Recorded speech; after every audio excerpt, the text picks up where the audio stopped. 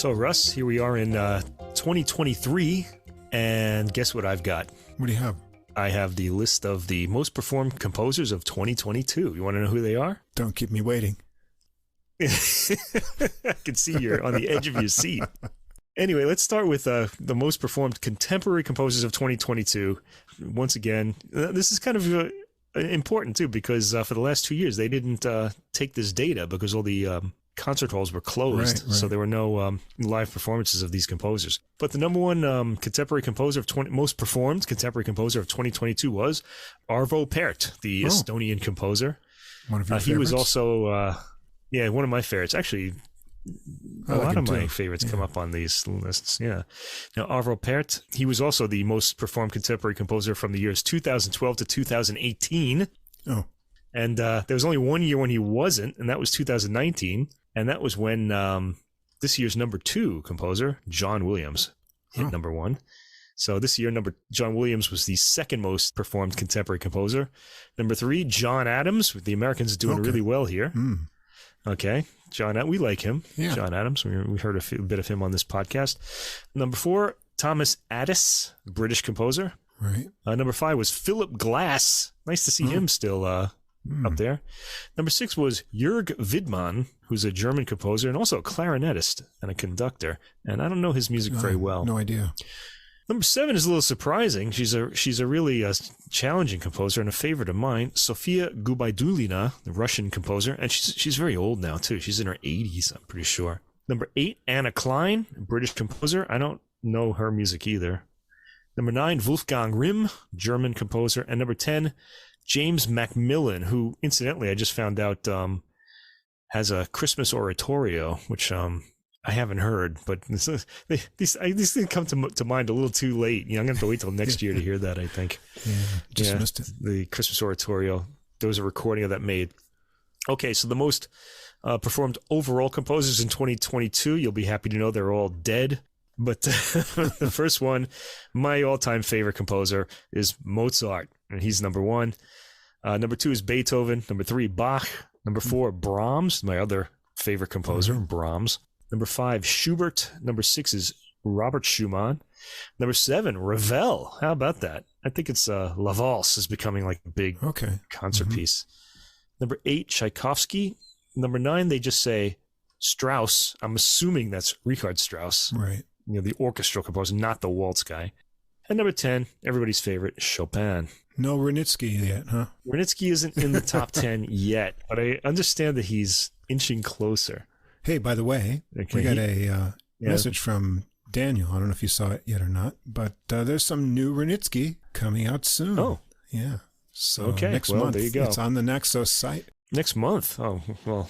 We'll get him inched up. Wranitzky, so. Inched up in the top composers list, hopefully soon. Yeah, let's make Wranitzky one of the most performed, although these are some pretty big names. I don't know that he's ever going to crack this list. There were no surprises in that list at all there, yeah. Anyway, it'd be nice to see a contemporary composer get in there one day, but, Yeah, I'd like to see Nielsen. Arvo Pärt's still going strong, happy about that. Yeah, Nielsen would be great. All right, so what's the name of this we are podcast? Adult Music. Anyway. The podcast with music for the mature mind. We do classical and jazz and sometimes some things in between and outside of that realm too. And you're listening to episode 97, getting close to 100, almost there next month. We'll 100. Our 2-year anniversary and also our 100th episode. So that'll be cause to celebrate. Every week we bring you 6 albums to discuss. In the episode description, you can see all those links. I put them up for Spotify and Apple Music every week to everything we talk about. Also, at the top of the description, there's a link to the full episode playlist. If you want to hear all the music in one spot, you'll have to go to Deezer. That's our favorite CD quality streaming platform. If you don't see the full description or the links or lists aren't active, go over to our host site, Podbean, podbean.com. You can get everything easy to follow there. Now, if you enjoy the podcast, please follow or subscribe wherever you listen to us. Tell a friend. If you have any music friends, word of mouth gets us some new listeners. Also, if you take a moment to write a review or give us a ranking, that helps us get recommended in the music category recommendations for podcasts and then we get new listeners that way as well. You can also follow us on Facebook. Come over there to get extra info and releases throughout the week, other musical tidbits. You can leave a message or comment there as well. And if you want to contact us directly by email, you can do that too. Any questions or comments, we'd love to hear from you. Our email address is adultmusicpodcast, all one word, @gmail.com. Before we get going, there's a few other podcasts that we're sharing our audiences with each other. And we've got Tom Gauker's Something Came from Baltimore. It's a jazz, blues, and R&B interview podcast. We've got Famous Interviews in Neon Jazz by Joe Domino. And we've got this other interesting one, Same Difference, Two Jazz Fans, One Jazz Standard, where two guys look at several versions of the same jazz standard each week, play little portions of it, and discuss the history of the original and the different versions. So any jazz musicians and jazz aficionados may find that interesting as well. Anyway, the links for all of those will be at the bottom of the episode description. So if you want to get some more music podcasts in your week, please do check those out. All right. So I guess we should just leap right in here. We're going to take our passports and jump to Let's the go old back world. to the old world. The old we don't world. have any American music in this list tonight. Nothing from the Americas. I've got some interesting American classical music coming up soon, but we gotta wait for them to show up or anything. Anyway, we're gonna start with the old country for me personally, with a record called Forza Azzurri. Yeah, we're gonna end up there in jazz today too. So we're gonna end up there in jazz today too. So it's like a bookend. Italy. Okay, good place to start. Music by Dall'Abaco, Brescianello, Sammartini, Vivaldi, and Zavateri. Great names. Boy, this is by some artists that are very familiar to us on this podcast. Tabia Debus, or Debus, I think she just calls herself, on the recorder. The ensemble La Serenissima, conducted by Adrian Chandler, and this is on the Signum Classics label, a British label. La Serenissima, I should mention, they're British. They're an early music and period instrument ensemble, which will become pretty obvious when you start listening to them. Founded way back in 1994 by Adrian Chandler, their current director. He's been the director really since the beginning. And they specialize in the music of Antonio Vivaldi and his contemporaries. And I think the key thing is to kind of highlight some of the music of his contemporaries alongside Vivaldi's music. And this is interesting too. Their entire repertoire is edited from manuscript or contemporary sources. We featured their album Settecento way back on episode 6, which was Boats, Scooters, Turtlenecks, Music. Kind of sounds like lights, camera, action. That was one of my favorite albums of theirs. I still listen to it today. And it had a great album cover. And this one has a so-so album cover. I should mention, the album cover is an image of the Madonna statue at Milan Cathedral, not the Madonna that sang Lucky Star. This is the mother of the mother of Christ Madonna. At Milan Cathedral, she's got a halo of stars around her head, and she's looking heavenward into a nice blue sky. And the photo is taken from below the statue, so it looks like she's rising into the clouds. And the title of the album, Forza Azzurri, this is pretty funny. This is what you say when you support the Italian national soccer team. And I think this album came out around October, November. It was prepared way before that. So when they decided to release this, I think they were thinking, oh, this would come out, during the World Cup, and they'd have their kind of like, little soccer tie-in, Forza Azzurri, cheering for the Italian soccer team, except that the Italian soccer team didn't qualify for the World Cup this year. So they had a little bit of an embarrassment, both not only just for the soccer team, but I guess the title of this recording too. It didn't quite, sync up the way they wanted. Oh, well. Anyway, it's not really much of a loss because we still have this great music. This album is 82 minutes long. It's very long. The CD booklet notes by Adrian Chandler are all excellent and demonstrate in a popular style the amount of research that went into preparing these works for recording and performance. So it's a CD worth having if you're interested in the music. So let's start. Let's get into this. Tracks 1 and 2 are a piece by Lorenzo Gaetano Zavateri, Introduzione for strings and continuo in G major, Opus 1, number 1. Judging by his output, Zavateri was a violinist first and a composer second. That's He's probably better at playing other people's works, but his published sets of sonatas and concertos show considerable skill. It's not like he's a bad composer or anything, but he's not Vivaldi. Let's just put it that way. This work was probably intended for the theater. It has arresting slow movements and energetic allegros, perfectly designed to quieten a rowdy audience. You really have to think of the when these works were actually performed to really understand them a little bit better. So it starts out largo e spicco, and there's a lot of this one goes between largo e spicco and allegro assai 3 times, this first movement. Okay, so in this first movement, track 1, La Serenissima, our ensemble here. Incidentally, La Serenissima is also the nickname for the city of Venice. It was referred to as La Serenissima back in the day when the doges were there. They use a strong, bright, aggressively taken attack for this opening dotted rhythm accompaniment. At the 42nd mark, the main part of the piece begins, chugging at a comfortable tempo with a very tactile rhythm. That's due to their attack and the vividness of the recording, which is fantastic. It picks up the bass really well. It's a very vivid recording. There's an emphatic slamming on at the brakes at 1 minute and 11 seconds and an open cadence at 1 minute and 30 seconds, after which we get a new, bubbly section that recalls much of the music of the period. Sections are very short and are all followed by pauses.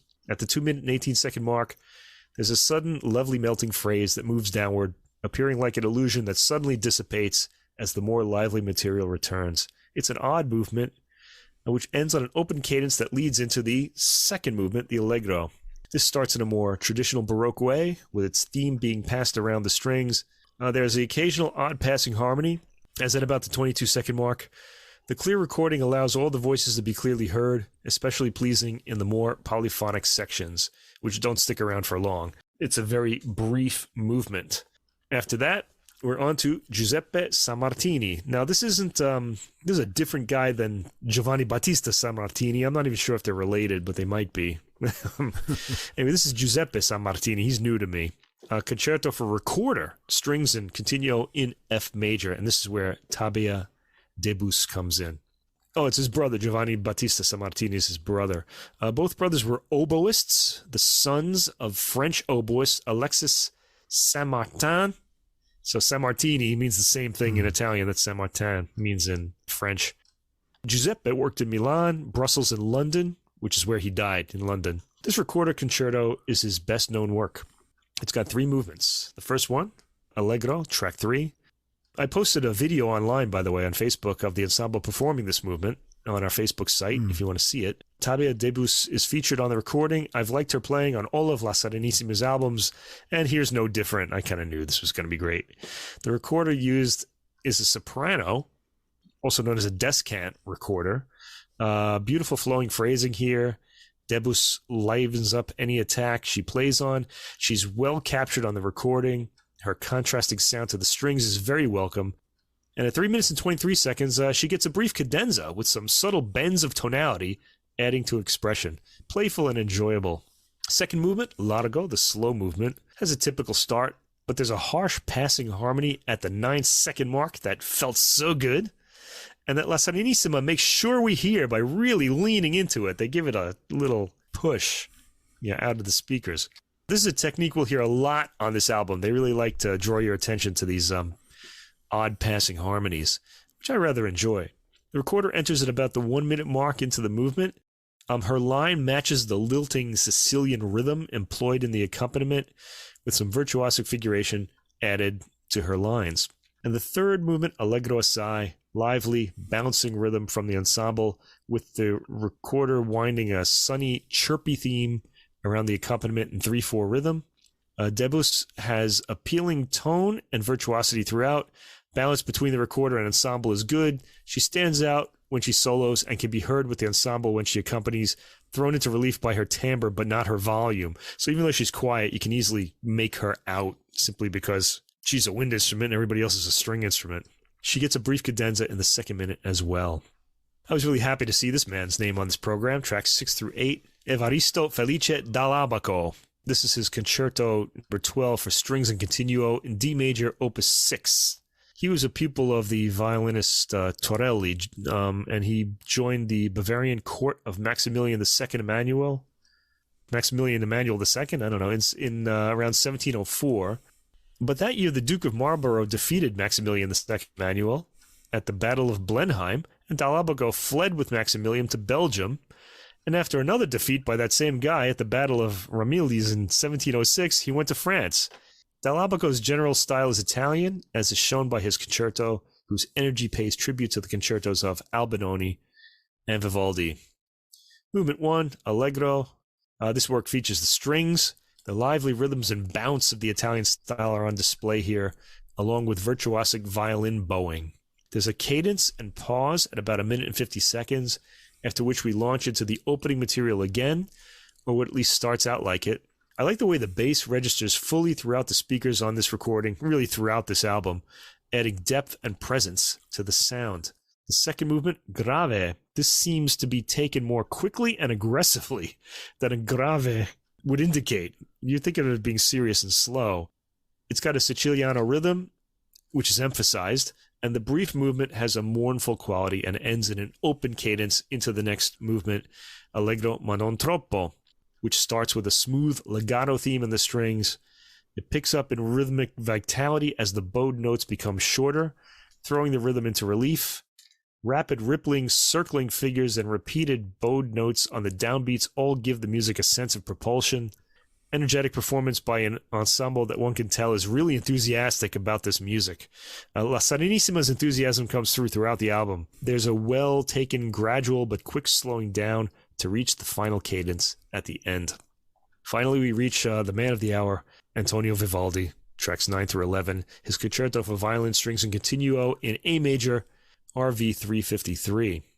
First movement, Allegro, has a bit more room sound on it than the previous tracks. It's taken at a more leisurely pace than we generally hear, accenting the melodic material and the bounce of the rhythm, punctuated by the staccato bowed notes in the bass. The solo violin is sweet sounding and gets way up into the high range at points. The pacing and feel are different than what we've heard up to now.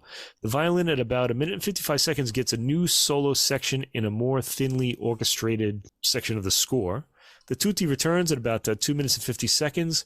There's a nice droning bass followed by violin figuration and harmony at the beginning of the 3rd minute. The movement in general is charming, bouncy, and unaggressive. Second movement, Andante, the slow movement. The violin plays its theme over an accompaniment, of course, that pulses on beats 2, 3, and 4. The movement pretty much continues in this way, with the violin achieving some poignant turns of phrase. And then the third movement, Allegro, has a heavier tread on the rhythm, almost giving it a stately feel. At the 54-second mark, the texture lightens as the violin plays virtuosic figuration. We're back to a tutti at about 1 minute and 14 seconds. After a cadence at around 1 minute and 30 seconds, we get violin figuration as the harmony cycles through various keys. The tutti returns afterwards. This movement could be thought of as almost a rondo by the way it progresses. I almost feel like when I'm talking about all these, there's so many of the tracks on this album.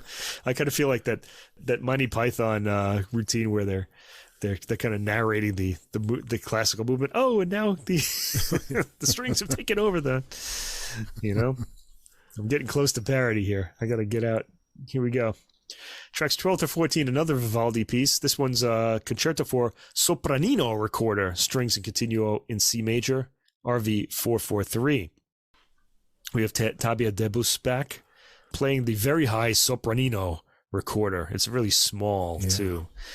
This movement has an energetic rhythm to it.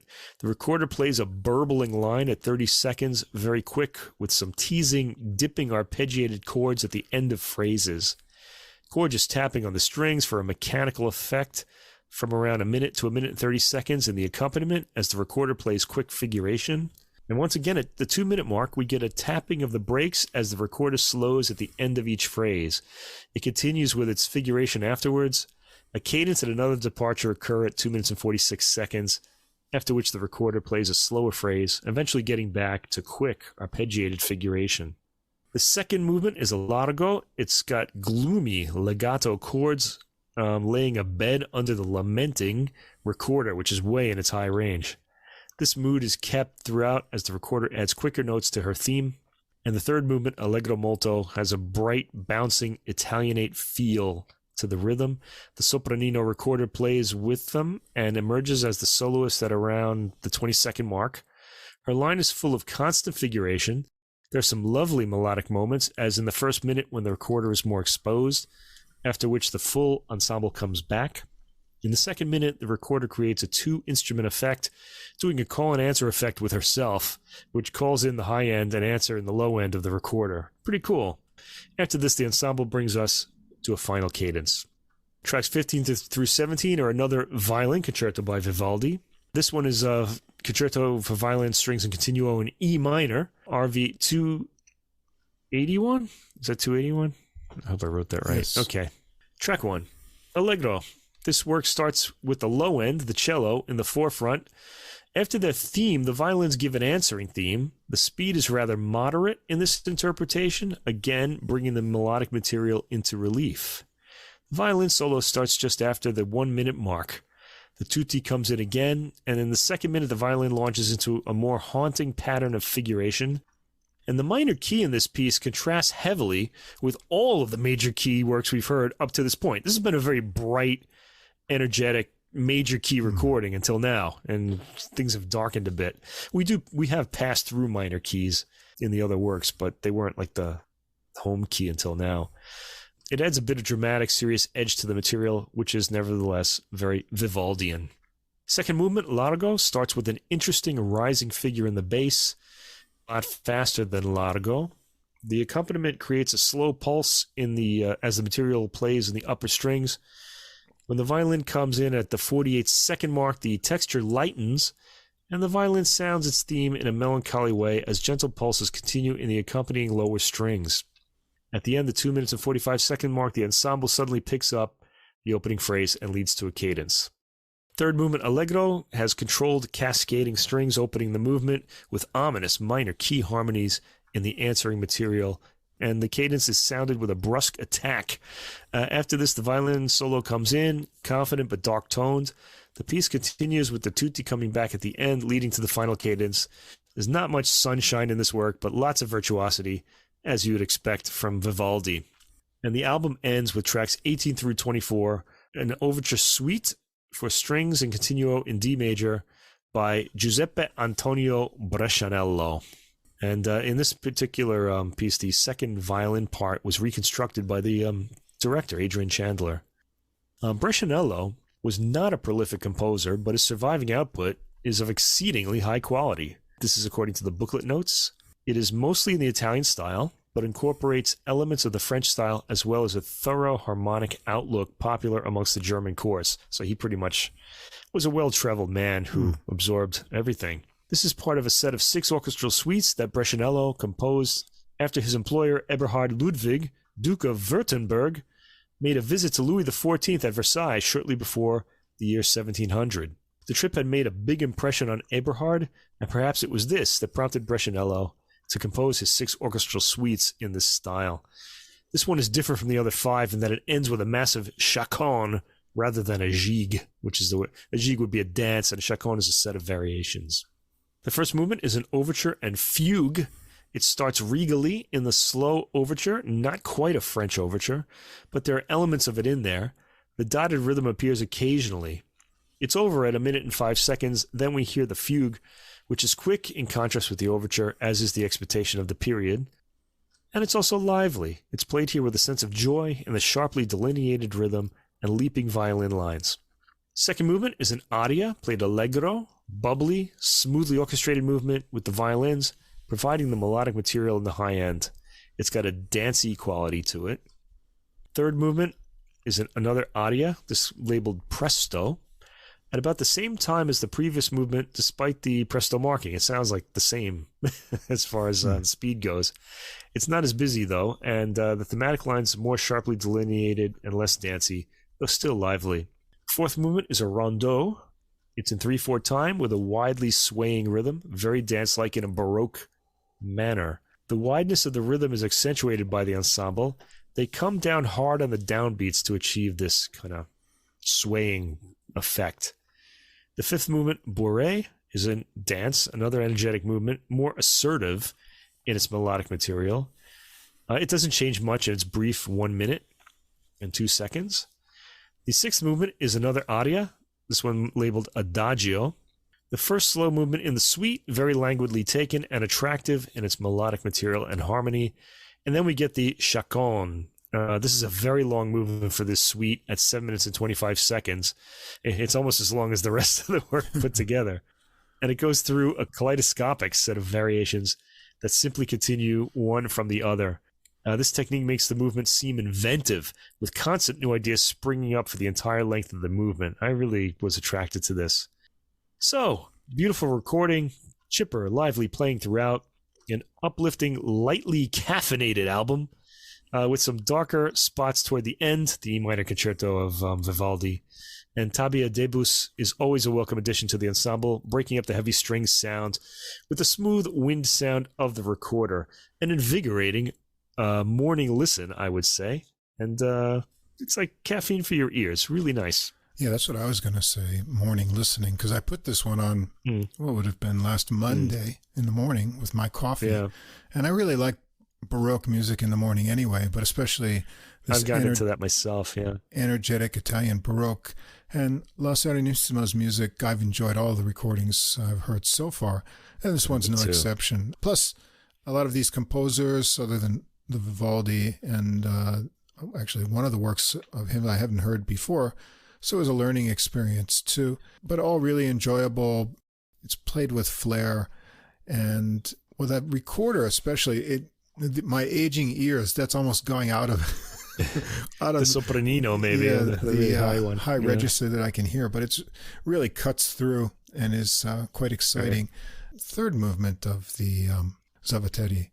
Oh no, I'm sorry. I think that's Martini. Movements, the Allegro Assai. I thought I was really impressed with the virtuosity of the recorder playing there. But overall, it's just fun music. As you say, a lot of it is more bright major keys. There's a few sort of minor diversions, but La Serenissima's way of playing is just, you can sense the energy bursting through the music all the time. And so if you like Baroque music, you can't go wrong with this. And the recording is really clear. You can hear all the instruments really well, and the energy just comes right through. So excellent morning listening music. Yeah, so Forza Azzurri, indeed. Hopefully we'll be around for the next World Cup. I think that's inevitable, because they're going to let 48 teams in next time. One would hope Italy would get into that one. Yeah, geez. 4 years from now. Anyway, maybe we'll still be doing this podcast then. Who knows? My personal favorite classical album of the week was this next one. Oh. Mozart, Schumann, Bruch, and Stravinsky, Clarinet Trios. Clarinet Trios aren't something you hear terribly often. Not every day. And I was kind of happy to hear this. Now, what's interesting here, this is performed by the Wigmore Soloists, Wigmore being Wigmore Hall in London. And this is Michael Collins on the clarinet, Isabelle van Keulen on the violin and the viola, mostly the viola, we'll get to that, and Michael McHale on the piano. And this is a BIS label, SACD. So it's a surround recording if you have that capability, or a DSD also if you have that capability. One of the reasons I wanted to hear this is because we heard Michael Collins last year play the Mozart Clarinet Concerto and the Clarinet Quintet, along with a new work, a contemporary work on his album of those. And Mozart only wrote 3 chamber works for the clarinet. He kind of got to the instrument late in his life, and this is the 3rd one. So, and it's not recorded that often, and yet it's one of my favorite Mozart pieces of all time. I just love hearing it. It's really relaxed. And just kind of carefree. And I just love the whole mood that it has. And I'm speaking of the trio in E-flat major, nicknamed the Kegelstadt Trio, K498 for clarinet, viola, and piano. Now, that's an odd combination of instruments, I should mention, the clarinet and the viola, because you have a rather new-sounding instrument, and then the viola has like a darker sound than the violin, so it's a little out of the ordinary. Now, the nickname for this work, Kegelstadt, it's an old German word that means skittle alley, and legend has it that Mozart composed this trio while playing a game called Skittles, which was a craze in Vienna that lasted the best part of a century. We don't know if this is true or not, but the idea of Mozart conceiving this enchanting work while simultaneously playing games with a small group of friends is neatly in keeping with its style and character. It sounds very, relaxed, and it makes me feel good, too. The first movement, Andante, my personal favorite movement, although I love this whole piece. The opening chord is taken quickly with the piano answering. It's a little unusual. Usually that first chord is drawn out, but they just get right to work in this one. The clarinet is recorded close, and we can hear the edge to the breathing and the tone. The viola sounds a bit like a period instrument. Now, I know Van Keulen as a violinist, and she's a soloist too. So here she's accompanying, and she gets a rather odd sound, but an interesting one. At 1 minute and 10 seconds, I like the lift the piano provides in the accompaniment. The clarinet floats this beautifully carefree melody effortlessly, and my ear is having to adjust for the viola. It doesn't get its usual warm, dark tone, but it's rather thin here. It's not a problem, but takes some adjusting to. She phrases well and makes her presence felt, as do all of the ensemble. It's a very present recorder, all instruments registering strongly in the recording. I do like Van Keulen's turn with the melody at 4 minutes and 25 seconds. Notice in this movement how all of the instruments get a chance to shine with the melodic material. Mozart elegantly passes the theme around. I just love this. It's perfection itself. Second movement is Menuetto and Trio. This has the opening has the square sound of a rondo, but it winds up being so much more than that. The piano takes, not a rondo, maybe a minuet, okay? But it winds up being so much more than just a minuet. The piano takes the bass accompaniment subtly as the clarinet carries most of the melodic material. The middle section features a melody by the clarinet that's answered by busy playing on the viola and chords on the piano. This sounds pretty quick and emphatic. In fact, I've never heard the viola played so emphatically in this work before. It's taking an adjustment from me. Van Keulen is a soloist after all. The minuet returns at 4 minutes and 15 seconds, and the movement is taken a bit quickly. The third movement, Rondo Allegretto, has a smooth entry for the rondo theme. This is the longest of the three movements. The clarinet plays the theme first, then the piano. At the 30-second mark, the theme continues into new territory, after which the piano adds some figuration, which leads us to an open cadence. We hear a repeat of the theme on the clarinet, then more figuration from the piano that leads to a cadence, and then a new theme in the piano at 1 minute and 45 seconds. I like the clarinet's reedy sound in the accompaniment at 2 minutes and 15 seconds as the viola has the lead melody. I also love the way Mozart keeps handing the thematic material from instrument to instrument like it's a hot potato. After a departure, we're back to the rondo theme in the viola just after the 4-minute mark. I like the melting way the ensemble ends phrases and goes back to the rondo theme, such as at 6 minutes and 42 seconds and just before that. At the 7 minute and 16-second mark, the piano has the rondo theme, and here we head for the end, all beautifully paced, up to the final cadence. Next piece is by Schumann, Robert Schumann, another one of the most performed composers from last year.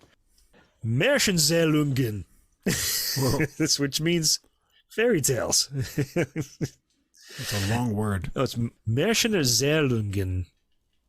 I hope I said that close to right. Anyway, Opus 132 for clarinet, viola, and piano. This is from 1853. The title means fairy tales, and here also kind of the feeling of a friendly, playful, and at times highly intimate exchange pervades the work. The piece has an integrated key scheme that suggests it belongs together as a single work and is not simply a series of character pieces.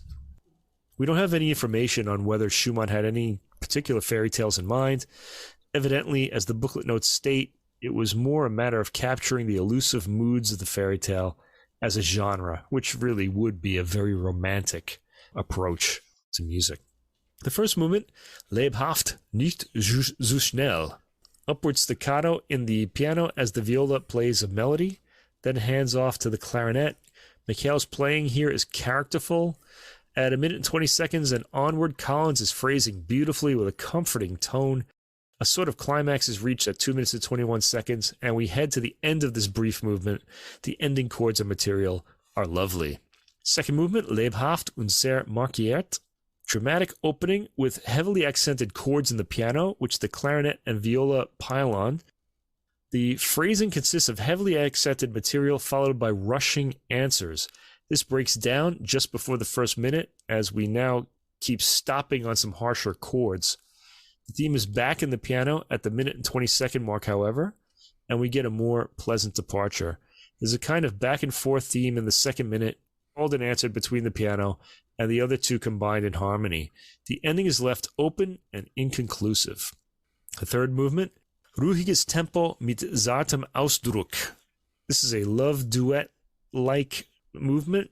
It's gentler with simple configuration for the piano as the clarinet takes the yearning romantic melody and is answered by, I guess, the piano. The material moves into some interesting key areas after the 1 minute mark, remaining gentle in articulation.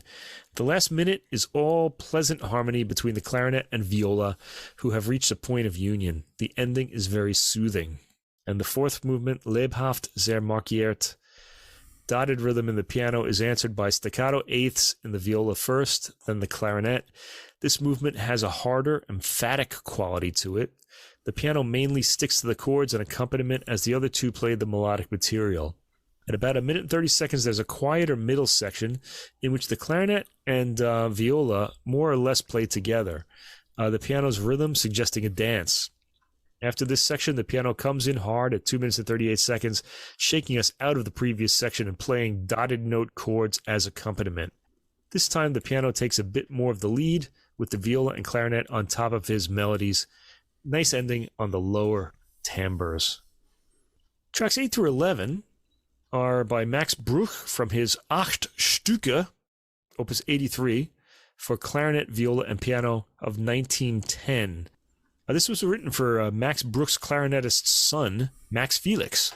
And we get the, this is interesting, we get the final 4 movements of this 8-piece work. We get the final 4 pieces. So movement or piece number 5, Rumänische Melodie, starts with rolled piano chords opening the work, followed by the viola really digging into its low end. It sounds almost like a cello here. It's got a deep sound, beautifully captured and drawn out by Van Keulen. The clarinet finally comes in to bring the thematic material further as the viola plays a counter melody and adds some answering phrases to the clarinet. At 2 minutes and 25 seconds, the piano starts an arpeggiated rhythm that starts giving the piece motion, but this quickly becomes a harmonic crisis. At about 2 minutes and 55 seconds, we settle back into something more familiar at 3 minutes and 22 seconds. This leads to a quick crescendo, decrescendo, and some quiet lamenting playing in the 4th minute. The piece ends quietly, but with a sense that the goal hasn't been reached. The 6th movement, Nachtgesang, or Night Song, labeled Andante con moto, starts with the piano, with a chord and arpeggio-based rhythm. The clarinet takes the theme first, and he plays tenderly. Collins has a really great tone, and it's on full display here. Van Keulen comes in on the viola in the 1st minute, and she's more lyrical, seemingly more comfortable in the first piece with the viola than in the previous 2. The music starts swelling via crescendo to a more romantic sound world in the 2nd minute. In the 3rd minute, we're back to the dark woods type of feel, quiet and mysterious. I'm noticing there are a lot of quick exchanges of material in these pieces that suddenly start up and aren't melted into via any kind of modulation. Notice the triplet rhythm at 4 minutes and 45 seconds and how it suddenly completely disappears by 4 minutes and 55 seconds, for instance. We get more of Collins' fabulous tone at the beginning of the 5th minute as we head for the closing cadence, gently led to and taken. The 7th piece, Allegro vivace ma non troppo, is quick and scherzo-like. I'm guessing that the ensemble chose these 4 works because they resemble a sonata andante scherzo finale type structure. The piano is busy with the bouncing triplet rhythm. Michael Collins of the clarinet really shines here with his tone and virtuosity. He gets a reedy sound when he plays the thematic material and a woodsy, burbling type of sound in his accompaniment. This movement is really all piano and clarinet with the viola along for the ride. And the 8th piece, Moderato, the final one, is a slow opening played by the clarinet and piano, and the phrase is answered by the viola. Again, Van Keulen sounds in her element when she's front and center. The middle section features quick chords from the piano as the clarinet and viola both play the melody. Once the crisis material is resolved at the beginning of the 2nd minute, the music quietens and we get to enjoy the tones of the soloists for a while. Then another climax is built to, not quite reached, fallen away from, and the piece ends quietly. Tracks 12 through 16 are the final work, Stravinsky, suite from L'Histoire du Soldat, the Soldier's Tale, for clarinet, violin, and piano. So here we have Isabelle van Keulen on the violin, which I think is her natural instrument. I've heard her play a lot of concertos, violin concertos in the past. In this piece, the tale, the soldier's tale, contains an awful warning of the dire consequences of, quote, going back. It was composed in 1918 while Stravinsky was living in Lausanne in Switzerland. The Russian Revolution occurred in 1918, and it would prevent Stravinsky from going back to Russia until 1962. The Soldier's Tale is based on a Russian folk story, which tells of a soldier who sells his soul, which is symbolized by the violin in this story, to the devil in return for limitless wealth. The only condition is that he must never return to his home village, a condition he fails to keep. There's Russian folk music in this piece, but also a turning toward the new world via jazz-like syncopations and complex rhythms. Time signatures frequently change. The original piece had a set of musicians poised precariously between a jazz ensemble and a klezmer band. It was a clarinet, bassoon, cornet, trombone, violin, double bass, and unpitched percussion. Stravinsky made this concert suite for the Swiss philanthropist Werner Reinhardt, who had helped Stravinsky out financially during the difficult days of World War I. Reinhardt was apparently a pretty good clarinetist, and judging by the clarinet part in the score, which he would have played. So we have 5 movements here. The first one is the Marche du Soldat. These 5 movements appear in the order that they do in the stage work, so the story's outline can be made out through these 5 movements. Here the soldier is pictured marching home. And this piece has a rougher edge than the previous 3 pieces we've heard on this album. Very heavy with rhythm. Again, the clarinet tone is magnificent, especially since Collins is playing in his lower range. Always exciting for me on reed instruments. He also gets some extremely high range lines as well. The piano keeps up a march rhythm throughout, with Van Keulen now on the violin, mostly accompanying or doubling the clarinet's line. The second movement, Le Violon du Soldat, portrays the soldier's first encounter with the devil, which will lead to the fatal bargain. I like the violin sound as it plays its rustic-sounding line here over a ticking piano accompaniment. The clarinet eventually comes in with some low-range accompaniment. I like the way Stravinsky writes for the violin, with his harsh, often low-range double-stopped chords taken with a rough attack. You heard a lot of this in his violin concerto, too. We hear a lot of that in this movement. The clarinet gets a moment to play the melodic material in his middle range. Third movement, Petit Concert. Here the soldier appears to have won his violin back. This has more of Stravinsky's fabulous double stops on the violin, with the clarinet getting that bubbling sound I like and playing thematic material in an almost jazzy way. I don't want to leave the pianist Michael McHale out. He's got the task of holding the rhythm together with its often changing time signatures. It's a lively, emphatically played movement with appealing timbre all around. The fourth movement is 3 dances, a tango, a waltz, and a ragtime. The soldier's playing here restores the sick princess to health in this movement. This tango sounds very sinister on the violin. The piano plays a craggy rhythm with staccato followed by pauses. At a minute in, we can hear the clarinet providing a rhythmic figure in his reedy low end as the violin plays a circling theme. At a minute and 52 seconds, the waltz rhythm is heard, interrupted by a straight 4 rhythm, but fully installed by around the 2-minute and 20-second mark. The violin here has a lot of cool effects, with the bow bouncing off the strings to give a rougher edge. There are also occasional strummed chords in the higher range. The piano keeps the rhythm as the clarinet occasionally comments. Stravinsky's idea of ragtime is more of a deconstructed cubist approach. The ending really doesn't sound anything like we necessarily think of as ragtime, but it does have a popular feel. The fifth movement, Danse du Diable. The devil knows he'll win in the end, and here we hear him celebrating his forthcoming triumph. The devil, of course, gets some harsh chords on the piano and violin. The clarinet gets a few good shrieks in, and this short movement ends emphatically. All right, so I thought the playing on this album got better as it went on. I really enjoyed the program a lot. It's very eclectic, starting from the 18th century and ending in the 20th. Michael Collins shines throughout, particularly in the Mozart, where he has a lot of the lead. Van Keulen shines more in her solo lines. I feel like she was drawing too much attention to herself when she was accompanying in the Mozart. where she doesn't have a lot of solo material, but she gets more chances to be in the spotlight as the program goes on and shows that she can produce a beautiful tone on the viola and the Bruch, as well as a character for one in Stravinsky. McHale is solid throughout. This is an enjoyable listen and a really interesting program. Yeah, I like this one a lot too. And I was thinking the same thing. It's really perfect programming. It's a really enjoyable Mozart work. As I say, it's rather relaxed.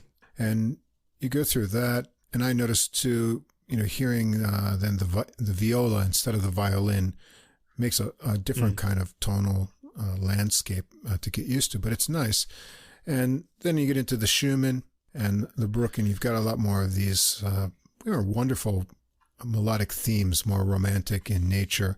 Is kind of bask in those. Great playing all the way through. Collins' clarinet always sounds wonderful. And then you end up with the Stravinsky. So you get it, pushed into these modern harmonies. But as far as Stravinsky goes, and rhythms too. Yeah, these are really rhythmic works, so they're easy to follow.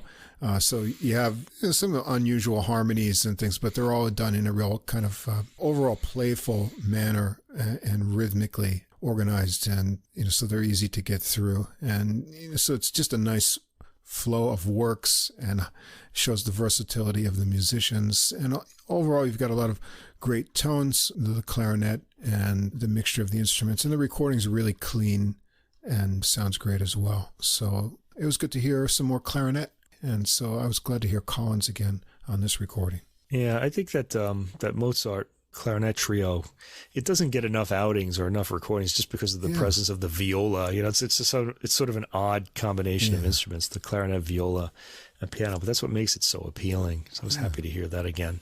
I've got some great clarinet coming up later too. So we got a lot of clarinet in this episode. Yeah, that's good.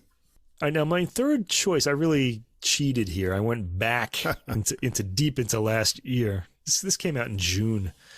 But I've been sitting on it for months because I figured, we'll do an Eastern European themed program, but we never did. So I didn't want this to go away while I'm waiting for some of the new classical releases, which actually did come out this weekend. So we'll be hearing some classical music from 2023 very soon.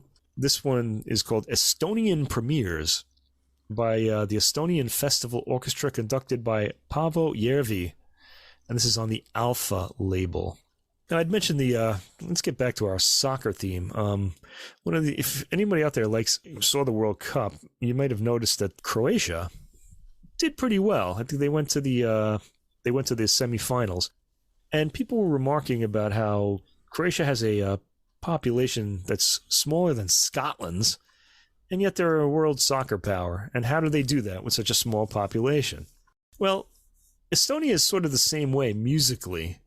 After the fall of the Soviet Union was a pretty musical place. Russia has always been a very musical place, and it's satellite countries as well. But Estonia really emerged as a real hotbed of where music was going to go or what was going to appeal to people. And of course, Estonia's great composer is Arvo Pärt, our current most performed contemporary composer. Anyway, this is a chance to hear some other music from Estonia. And always something I'm interested in because they're just so interesting. I know a few Estonian composers' music pretty well. Pärt is one of them. There's also Erkki Sventur and others as well. I'm relying pretty heavily.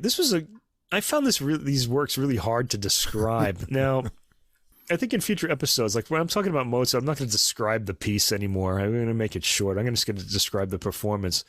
But I feel like in a contemporary work, you want to give the listener a little bit of, what they're in store for. So I'm going to attempt to describe these pieces a little bit, or at least what I'm hearing. I found it hard to do, though, because there are a lot of things that are happening at the same time, and they don't really invite themselves into narrative commentary. But anyway, let's take a look at this. The CD booklet notes, which were very, very useful, were written by Nelle Eva Steinfeld. They really go over the top in their proselytizing for Estonian music. But I mean, you don't have to convince me. I already bought the CD, so I don't know what's going on there. Anyway, they are useful, though, she does write some pretty interesting notes here. Although there's some funny things in the notes.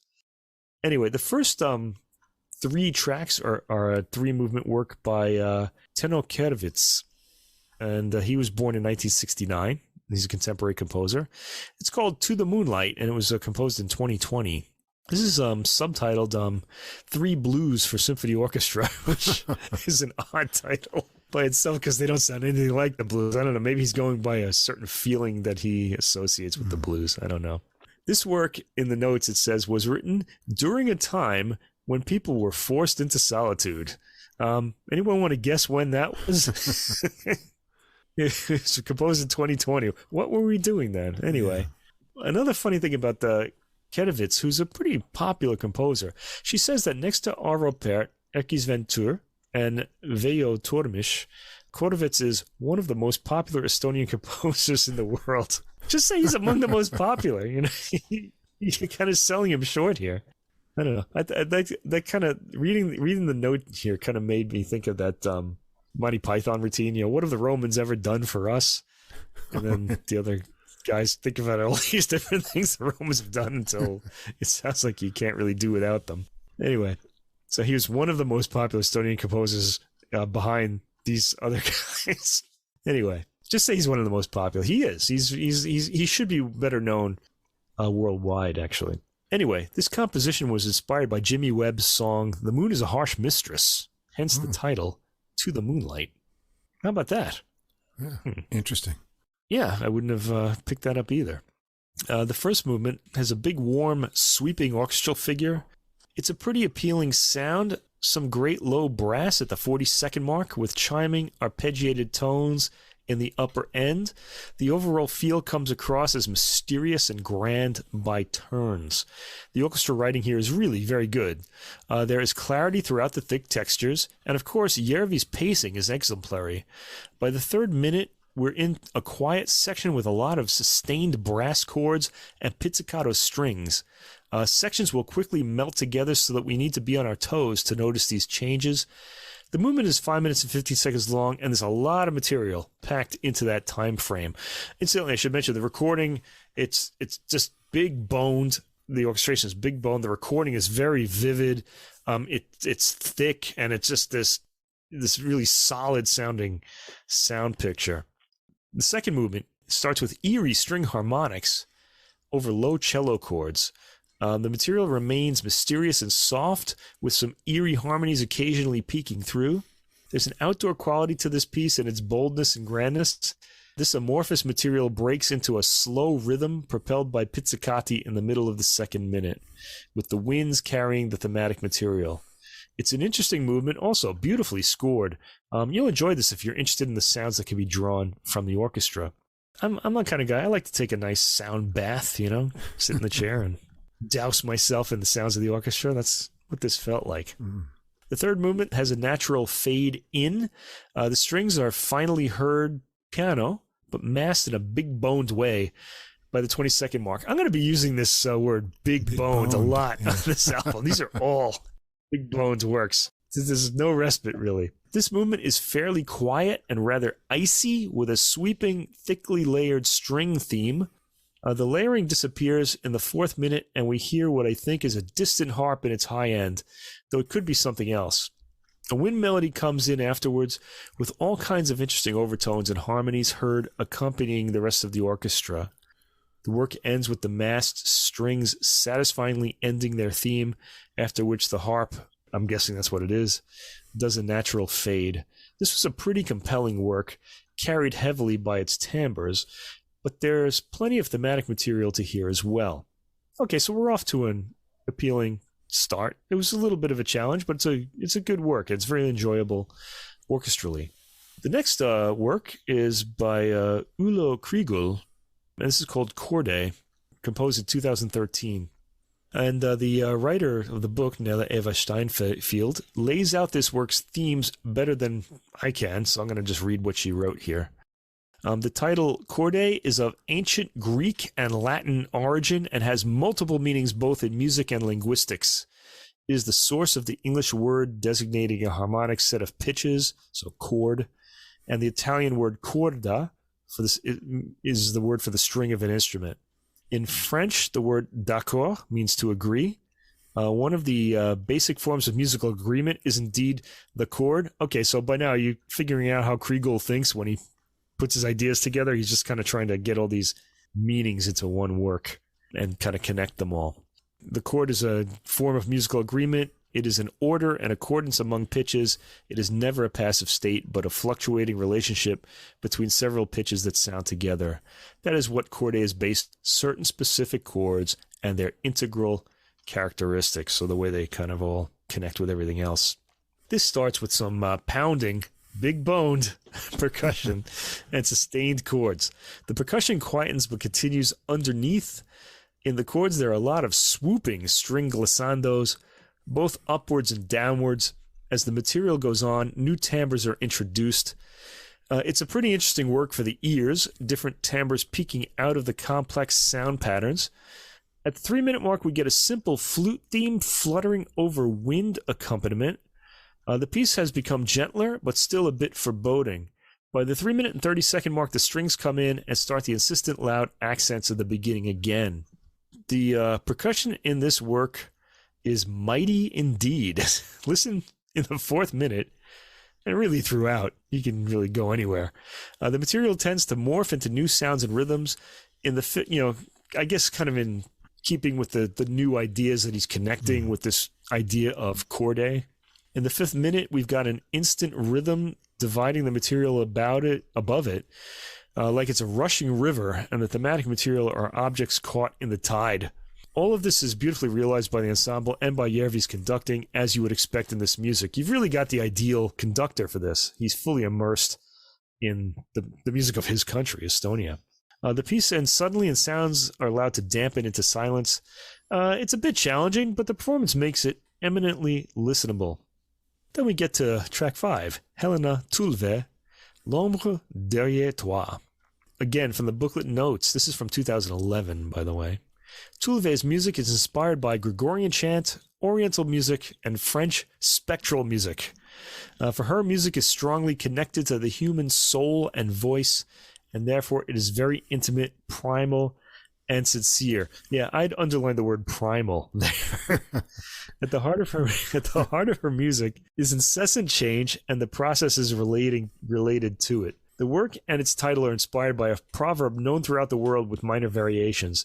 And the example that the writer of the booklet note gives is from Japan. This proverb says, "Look at the sun and the shadows will fall behind you." So l'ombre derrière toi means the shadow behind you. This recording uses a viola and 2 cellos, which apparently weren't in the original version. Anyway, it starts quietly with an insistently repeating low string pattern. The strings playing the pattern are added to, and soon we are hearing a small ensemble of them. This takes time to build up, but by 2 minutes and 33 seconds we've gained enough momentum so that the melody can be expressed in the strings. Layers of strings build up beneath the melody, and soon we're hearing short patterns again, until at 4 minutes and 48 seconds there is silence. After this pause, lower, more swarming cellos build up a harmony and elaborate on the opening motif. Another pause, and another start at 5 minutes and 29 seconds. This time there's a contrast between the low bass and swooping high strings in the violins. There's a slow crescendo up to the 7-minute mark, after which the chord suddenly drops to a lower one, and the music continues to build upward from there. A decrescendo occurs, and we're in the murky, quiet low end of the orchestra by the 8th minute. There's a crescendo to some screeching patterns at the 9-minute mark, both in the high and low strings. The material decrescendos by the 10th minute, leaving us with only a single droning tones in the high and low ends that eventually fade to silence. It's a challenging piece, very difficult to describe. I didn't give you any idea what this sounds like. You're just going to have to hear it, but just be prepared. This is going to make you do some work. I wrote buzzing insect like string interval figures. Okay, that's fair. It's a very abstract composition, and kind of like the title implies. And you'll probably never hear a better performance of it than you did here. So, anyway, we do get a break coming up next. The 6th track is Tauno Eins. I hope I'm saying that right. I couldn't get the pronunciation for all of these words, these names. Eins is born in 1975, and this is his Overture Estonia. Eins is known for his stage works. He was commissioned by the Estonian Song and Dance Festival Foundation to write the piece My Fatherland for children's choirs. The song's lyrics contain 2 haunting thoughts. That which I hear, which I see and feel, that is my fatherland. And my fatherland, you are beautiful and so ugly at the same time. Well, that's honest. Yeah. Okay. These two thoughts, I think we could all say that about where we're from, if we're really honest. Anyway, these two thoughts made Ains think of what he would say about his own fatherland, so he wrote this overture for that. There are no vocals in this, by the way. This starts with a rather lively martial theme, so marching, in the strings, rising. The orchestra is, ready? Big boned. And tuneful. They really like these big, because you don't think of Arvo Pärt as big boned. He's not. No, he's subtle. Neither is really Erkki Sventura. Yeah, he's very subtle. Anyway, it's tuneful, too, this particular work, which makes this unique so far on this program. There's a lot of sparkle to the composition. It's lively up to the 2-minute mark, after which there's an ominous build-up that ends in silence just after the 3-minute mark. And we then hear a mysterious flute melody with ghostly, lightly chiming accompaniment from what sounds like a celesta. This theme very gradually builds in warmth and crescendos, and it's beautiful use of the orchestra in this. You can hear this in the 4th minute. By the 6th minute, we're hearing gentler, more melodic material, and this suddenly stops at the 6 minute and 44-second mark when a winding string thing is heard, and followed by serene wind chords and a gentle brass melodies, evoking a peaceful, sunny day to me. The piece ends here. It's really nice. This is one to sample, actually, if you just want to hear one thing from the album. Track 6, Overture, Estonia. Really beautiful, and rather touching, too. Track 7, we get to Ulo Kriegel again. This piece is called The Bow, and it was written in 2021. Now, you remember in the earlier work was chorde and all the different meanings of the word chord in different languages. Well, Kriegel's going to do that with the bow, too. He really seems to enjoy deconstructing words as inspiration for his compositions. Okay, here the writer, Nella Eva Steinfeld, explains that the title The Bow refers to various things that resonated with the composer while composing the piece. Taking a bow, first of all, so different pronunciation there. Taking a bow in front of an audience, using a bow in an archery range, but also the bow of a violin. He borrowed the title from Kim Ki-duk's movie, The Bow. Ki-duk is a South Korean film director, where the bow was a weapon and a musical instrument at the same time. The final lines of the movie were, "Power and a beautiful sound. I want to live like this until I draw my last breath." So here we have chimes and harsh brass chords start this off. This is a lot rougher going than the chorde piece was, I have to say. The chords are arranged in a pattern that repeats 3 times and is added to each time until it achieves a kind of escape velocity and starts generating more material.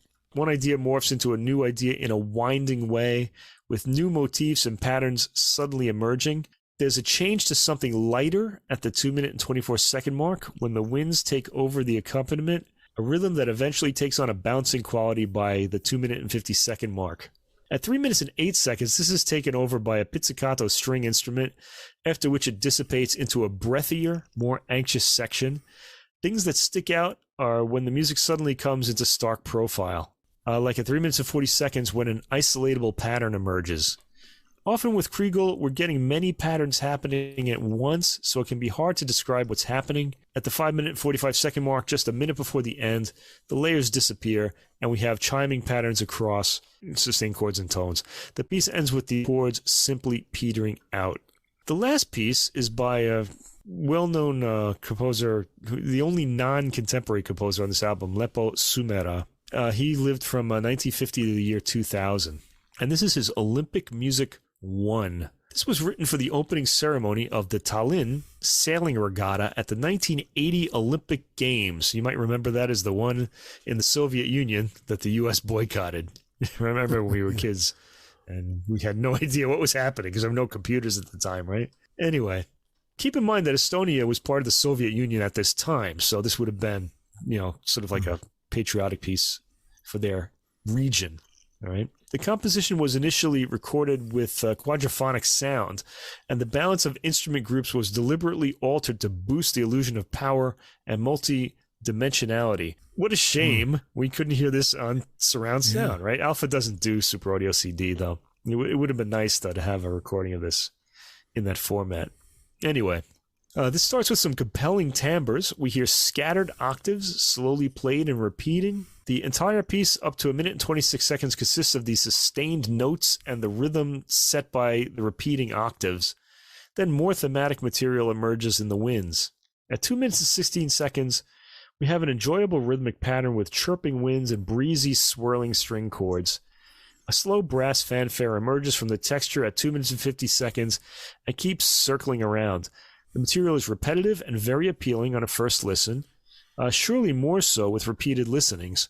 There's a nice chiming burst at the 5-minute mark, indicating a climax, after which the material fades and the profile quietens. We hear brass chords in the lower end and a chirping flute afterwards. At the end of the piece is very quiet. It sounds like faint blowing through a wind instrument, and I can hardly make it out over the clacking of my type. I'm just typing on the computer as I'm like listening to this. I can barely hear the sounds at the end. It just sounds like these faint, like kind of strange something ringing, blowing through a wind instrument. And that goes on for about a minute until the piece finally ends, and it just fades naturally. So anyway, this is a pretty excellently programmed disc. It's demanding and entertaining by turns. Järvi has arranged his program so that we get some welcome sugary breaks, the Aints and the Sumera pieces, from the more demanding material. I wouldn't call any of this off-putting. Some of it will just demand more attention, and I think it's worth the effort. There are some compelling orchestral textures to be heard. There's nothing resembling Arvo Pärt on the album, but it's a compelling look into what's happening in what is perhaps currently the most vibrant culture for Western classical music. I'd recommend it, but for more adventurous listeners only. And if you're not feeling particularly adventurous, sample track 6. I think you'll enjoy it a lot. It's modern music, to be sure. You'll have to be in the right mood for it. And I was when I sat down for it. Some days I would say no way to something like this, but I was kind of up for it. Sometimes you have to catch the right day. Yeah. I've had that too with some of the My impressions overall, these pieces have really interesting timbre blends. There's like all kinds of waves of different sound coming at once and things happening. They're not terribly melodic. You won't come away humming the themes. But it's another one of those baths of sound like you were talking about. And in that way, it's enjoyable, especially it's dynamic with the big brass and lots of good percussion mixed in there as well. The one I enjoyed least was the Tulve. I could give that a pass to listen to again. But I really was the one I had a rough time with too. Yeah, To the Moonlight is endearing and very atmospheric. And the Estonia Overture is probably the most approachable one and quite an endearing theme with some kind of national love built into it as well. So I enjoyed those a lot. But nothing too hard to listen to here. I just found it more, atmospheric. If you sit down in an atmospheric kind of mood, you'll be bathed in lots of interesting, full sections of the orchestra and changing palettes of tone colors. And it was an interesting experience that way. Yeah, big boned. I kind of feel like when I'm listening to music like this too, some of those, like there's so much happening at the same time in some of these works, and it just feels so compressed in. That's sort of like that scene in The Matrix where like Neo learns kung fu in like a second, it says all this music material is just injected into your brain, and it's there, and you can't really explain it. It's just, it kind of felt like that a little bit. I think a lot of these modern these works pieces, they don't rely on traditional sort of melodic movement. And so the timing we're used to in music with cadences and rhythms are not there. And so you get these new elements introduced when you're maybe not ready for them. And then there's layers and lots of things happening at once in sort of a vertical kind of way. And sometimes you're not really sure what just happened. Take a few listens to go back and then be prepared for what's coming next in that way. Because it's not like a melody that you can remember. It's more sort of an experience of scenes, almost like a movie or something that you're going to experience rapid changes in, but sonically. If you like any of these, I think if you go back and listen to them again, your memory will be more cued in without the expectations that normally develop, through sort of harmonic tensions.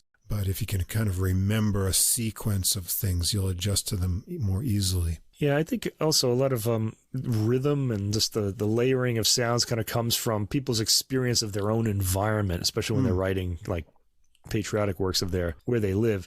And I've never been to Estonia, so I really don't know what it looks like. I imagine it's pretty cold in the winter and rather stark in places, judging by the music. But I mean, if you've been there, I mean, you can probably pick up on a lot of these elements a lot more easily. Right. So it's a foreign sort of way of, kind of for us it is, for a foreign kind of culture that we're kind of hearing a very intimate sort of evocation of. Right. It just makes it more interesting, really. All right, we'll move on into the jazz section, and we're going to go to a place we've never been before, and we're going to check out the kind of music veterans music, and also 2 debut recordings from places that we're going to visit along the way as well. This is all music that was recorded in December, so it's pretty fresh stuff, and it's almost all original compositions. There's a few things that aren't, but I've never heard them before. There's no jazz standards mixed in here. So this was a real challenging sort of description episode for me, but I enjoyed it a lot and learned some. We should just call it the challenging description episode because you had it too. Same way. Hey, we're going to hop from Estonia to Croatia, and I just mentioned Croatia. Yeah, Croatian soccer, and so we've got some Croatian music, and I don't know anything about Croatian jazz, so I saw this as an opportunity to get that extra passport stamp, and it was quite an interesting journey here, and we're talking about the Croatian guitarist Ante Gelo, who is, by what I've learned from reading about him, one of the most in-demand guitarists in Croatia, and his new recording, Mara, and it's on actually Croatia Records. How about that? And this came out December 23rd. Well. Yeah, right before Christmas.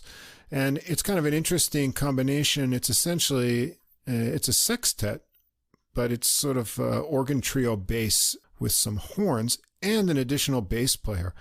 So normally when you have an organ trio, the organ, if it's like a Hammond organ, will have the pedal bass taking the bass duties, but those are split here. And we'll get into how that sort of unfolds as I go through. Anyway, Gelo is from Zagreb, born in 1974, and he graduated in jazz guitar at the University of Music and Performing Arts in Graz.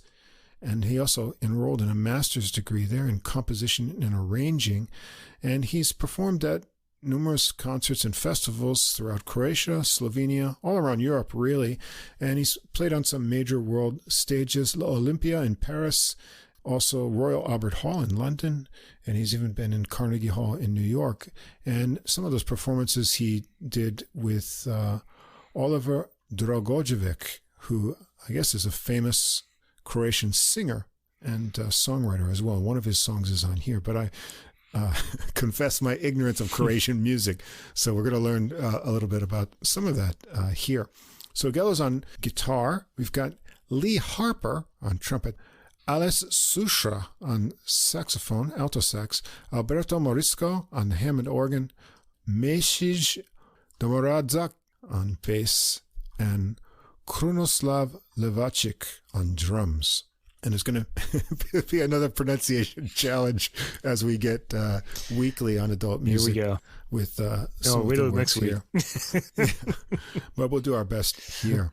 However, we're going to start out on this recording, not with a Croatian title, but a French one. Échantillon gratuit. Free sample, I guess is what it means. Is that what that means? Yeah. I guess sample. So. Yeah. Yeah. And you'll kind of get that meaning when you get to the end, because you're going to go through a lot of material in this first track. It starts out with a slow rubato minor melody. There's a lot of minor melodies on this recording, I have to say. And that's worked by Gelo's guitar, the horns, and the organ together. The organ has a kind of very wavering, ghostly tone that we'll hear later in the recording, too. And there's some kind of mallet instrument in here, too. I don't know what it is. It's kind of like a a dull marimba sounding kind of thing. There's no credits about it, though. They repeat this line, and then Lovacic gets a busy drum beat intro into the main tune going. The melody is a swinging minor theme handled by Gelo with interesting interplay with the horns, sometimes doubling and sometimes playing around the guitar. The structure has like a 16-bar section that's repeated, and then another 16-bar section with forward-pushing syncopated phrases. A Susha comes out of that for an alto sax solo first. He swings nicely. He has really soft articulation over the busy walking of Domarudzaki and drum fills of Lovacic. Morisco adds swelling organ underneath and is up next for a solo after a syncopated backing line from the others. He's got tight, bouncy, bluesy licks, clear articulation, and an energetic solo. The syncopated transition line comes back into what seems like is going to be a drum solo, but no. Domarudzaki starts laying down a new slower ostinato bass groove, and Lovacic matches up with him, and Gelo adds a repeating riff to that groove. The organs and horns join in and build up new lines. Then it chills out for a solo from Gelo over Lovacic, working interesting rhythms on the toms and rims. Gelo has a soft, dark tone on his guitar, and he works really tasty little rhythmic licks, bluesy and more reaching harmonic ideas as well. He works it up to some choppy chords into a trumpet solo from Harper. He's got a nice warm tone, some exciting trills and harmonic exploration in his lines. The full band lines form from before come back with the mallet instrument mixed in there again. They come to a hold and go back to the opening rubato theme. Then Lovacic works around some more on the drum kit, getting another light beat going, and there's a final new melody section of sax guitar and that mallet instrument exploring some folk-like modal lines in a 6-beat meter over the drums to the end.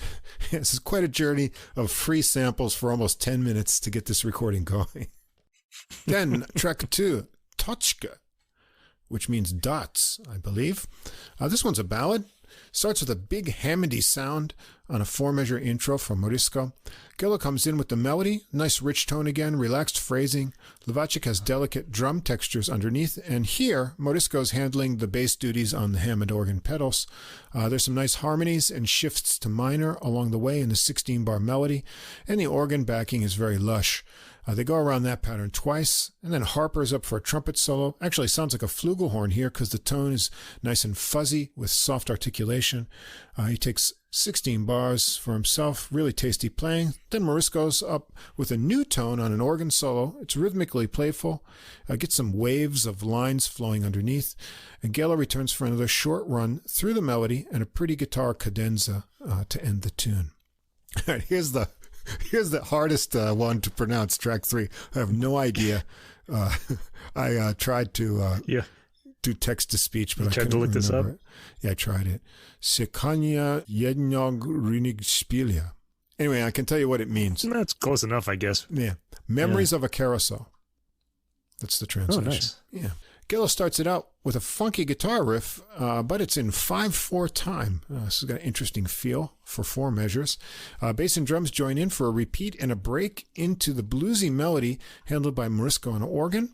It moves like a 12-bar blues plus 4 more bars of the riff with a break in between choruses. They go around once more with the horns adding syncopated backing hits, and then Morisco comes out with an organ solo. He's got really cool, choppy blues phrases. Harper gets a trumpet solo next with some kind of puckish, fun phrasing, cool double-time lines thrown in. And Gelo follows with sometimes choppy and sometimes pearly, bluesy lines and cool bent double stops. They go back to the riff and another run around the organ melody with horns added. And there's a fun pause at the end with a drum hit and some final organ thoughts before it's all over. Track 4 is called Modlitva za Magdalenu, or Prayer for Magdalene, and this is a tune by Oliver Dragojevic, the Croatian singer. Gelo gives it a solo rubato opening. It's got a really longing and pretty melody, and he mixes moving chord lines and lightly dashing lines in with great taste and a lovely warm tone. The organ and drums join in softly after more than a minute as Gelo plays the melody delicately. Morisco's covering the bass on organ pedals here in this tune, and he gets a solo with the organ stop combination that has a deep tone but a nice clear attack. He adds some darting figures as well, but keeps it subtle to match the mood of the tune. Gelo comes back for an improvised solo, and Lovacic gives drum accents to his more animated but fluid lines with nice ringing guitar tones. They bring it to a pause, and then Gelo gets it moving with organ and drums a bit more before taking a final guitar cadenza to the last chord. I like how he works the chords and bass lines under his melody in the cadenza so he can follow all the parts as like a complete instrument. Track 5 is called the Cena, and I don't know what that is. Maybe it's a name. This is another mellow tune, this time in 6/8 meter. There's a 4-bar intro of alternating organ chords with Domorozaki back on bass. Gelo takes the gentle 12-bar melody on guitar around once, and then sax and muted trumpet join in for another round. Harper takes a muted trumpet solo, and then Morisco gets one on organ. The tempo drops away for Gelo to continue on soloing with delicate cymbal textures pasted around him.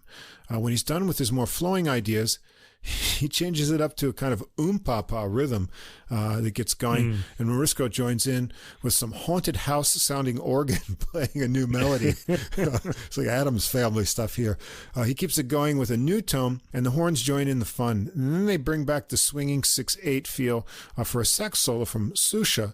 And I'm thinking by now, here and before, and then what we'll hear after, he should be up higher in the mix for the sax solos, actually both the horns, because he has a really soft playing style, and I thought during the solo lines the sax could come up a few decibels. Gelo follows that with a guitar solo, bringing it down into a final melody run with the horns to end it. Track 6 is J.J. Johnson, trombonist's kind of tune that became almost a jazz standard called Lament, but they give it a really unique original arrangement. It's usually done as a ballad, but here it's got a real more funky kind of treatment. Domorozaki gets it started with a funky minor bass ostinato. Drums join in, and Susha and Gelo work the melody lines on guitar and sax. It's got a lot of twists over and extended form with some minor modal lines that are a little bit folk sounding in it. They break into a more straight ahead swing with walking bass for a guitar solo from Gelo, and he has a drier tone on this tune, works some more adventurous harmonic ideas over the alternating chords that imply some kind of modal adventures. Susha is next on sax with a smooth solo, again could be a little bit louder. Morisco gets a bouncy solo, having some fun with the rhythmic phrases of his lines, and then Domorozaki has a bass solo with fast lines and tight articulation. And finally, Lovacic gets a drum solo into a return of the ostinato into a last run of the melody line. Track 7 is called Dog Song, and Morisco gives it a moody 16-bar organ intro, and he's on bass pedals on this tune. Gelo adds little fills before going into the melody. It's another minor theme with tricky syncopated phrases, but Gelo handles them very swingingly. It seems to be a 32-bar A-B-A-B construction with an added 2-bar break. He's swinging and fluid with the warm tone back on this tune. It plays on in his solo. Very endless ideas coming out. Morisco provides a variety of backing on organ chords and different bass pedal ideas, and then he also mixes up bluesy ideas in his own organ solo, building with shorter phrases into bigger lines nicely. Gelo returns to trade eights with Lovacic and Morisco into an extended drum solo. They return to the intro idea and take another run through the melody to finish it up. Track 8, Professor Baltazar. Now this is a Croatian animated TV show. I guess we never got to see it in the U.S. Over there. So I checked out the theme because I didn't know this, and you can see the original animation music on YouTube. It's got a lot of repeated Baltazar in the vocals. So here they give it a fun arrangement. You can tell it's kind of a theme with horn lines that have a lot of interplay of exchanged lines between the different instruments before Gelo takes off on the melody. There's a solo break, and then Baltazar gets the blues, or at least Gelo does. They make the solos a fast-swinging 12-bar blues structure. There's a fun 8-bar bridge with horns between the solos, and then Harper is up next with an agile trumpet solo, and he takes the bridge section by himself to end it. And then Morisco goes on organ. Domradzaki on bass here rather than organ pedals, and he has fast walking going on under the organ's bluesy licks. Then Susha is up next on alto sax, gets up high on the bridge section to finish up into a new arrangement of horn lines with Harper that has sections of drum solos in it and then works back into the fun melody arrangement to finish it up. We're going to end the recording with the title track, Mara. This one kind of fades in, and Gelo introduces us to a more gnarly guitar tone on the intro. It's another minor theme. Morisco has hypnotic organ riffs going. Gelo takes the melody. It's in 7/4 time, but then switches up to 6/4 for 2 bars, and then 2 bars of seemingly 8/4 time. Morisco gets a skittering solo with some high register pulsing lines, and Gelo has a real rocky solo here, some cool tricky rhythmic licks navigating the interesting landscape of meters. Levacic gets a great groove and cymbal work going on underneath, and gets the solo over organ bass vamping until Gelo comes back with a new raunchy riff to lead back into the intro and melody. They take it out with some crunchy chord jamming from Gelo as Levacic beats it up on the drums. So there's a lot to listen to on this recording. There's cool organ trio work at the bass set inside this sextet with horn arrangements and bass on some of the tunes to add variety from just the organ foot pedals. The tunes and arrangements are interesting, going to unexpected places, kept me guessing. Gelo's guitar playing is great, inventive solos, nice tone. Morisco's organ work is excellent too. Lots of variety in the organ stops and good backing. I thought the horns could come up in the mix, especially for the solos, but other than that, it's a kind of engaging journey of a recording. Yeah, when you were saying about Professor Baltazar, it's like really amazing that we can even go to YouTube and just see this this very foreign cartoon, that we would otherwise have no way of seeing. And then when I was hearing you say that, I was thinking, but if it weren't for the computer, we probably wouldn't even be hearing this album. No, so we wouldn't even know what that was. It's just a really odd thing. Anyway, this is a good, entertaining album. I always like the guitar and organ combination, as I know you do. And there's some stylish playing on the guitar from Ante Gelo. Yeah, there is some, I guess you could say, ethnic elements in the music, and they're pretty discreet for the most part, except for the waltz in the middle of track 5, Chena, where it's full on. And like you, I complained about the recessed sound of the saxophone. It really sounds like he's too far away from the mic. The playing is fantastic. I liked it a lot. It would have been good to have him more up front so that the sound would make more of an impact, or perhaps just boost it in the mix. The trumpet sometimes suffers from this as well. I think the engineer was just too cautious with the mics. The brass are always clearly audible, although, besides these two, but don't make an impact beyond the ears when they're heard. Like I wanted more of a body impact with those two. The guitar is front and center, sounds great. The drummer is the one player who really drew my attention. Well, they all drew my attention, but he drew my attention more than the others. He's well recorded. All of his details are audible. They're all really interesting, too. He has ear-grabbing ideas and a good sense of the various rhythms he uses. I found his playing to be creative.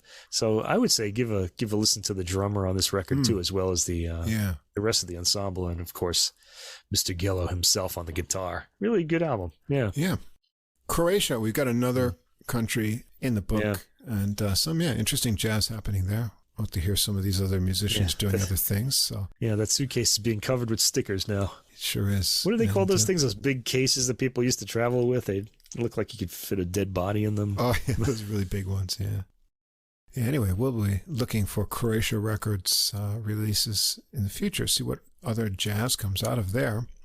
Well, keep your passport handy. We're going to go to the Netherlands next for a Dutch piano trio. This is a recording I'm really excited about, and another piano recording we're going to hear next week. These two really I've been listening to a lot, but this one's fabulous. It's a debut recording from a Dutch pianist, Jelle van der Meulen, and his trio. It's on Stichting 29 record label. It's called Time Ticking, and it just came out December 28th. I mean, you're really current. Yeah, very current. We've got Thies Larker on bass, Nitin Paris on drums, and we've got the guest to the trio, Hidon Nunes Vaz on trumpet. And the recording here, which is excellent sound, is done by Frans de Rond, recording, mixing, and mastering. I really like this recording.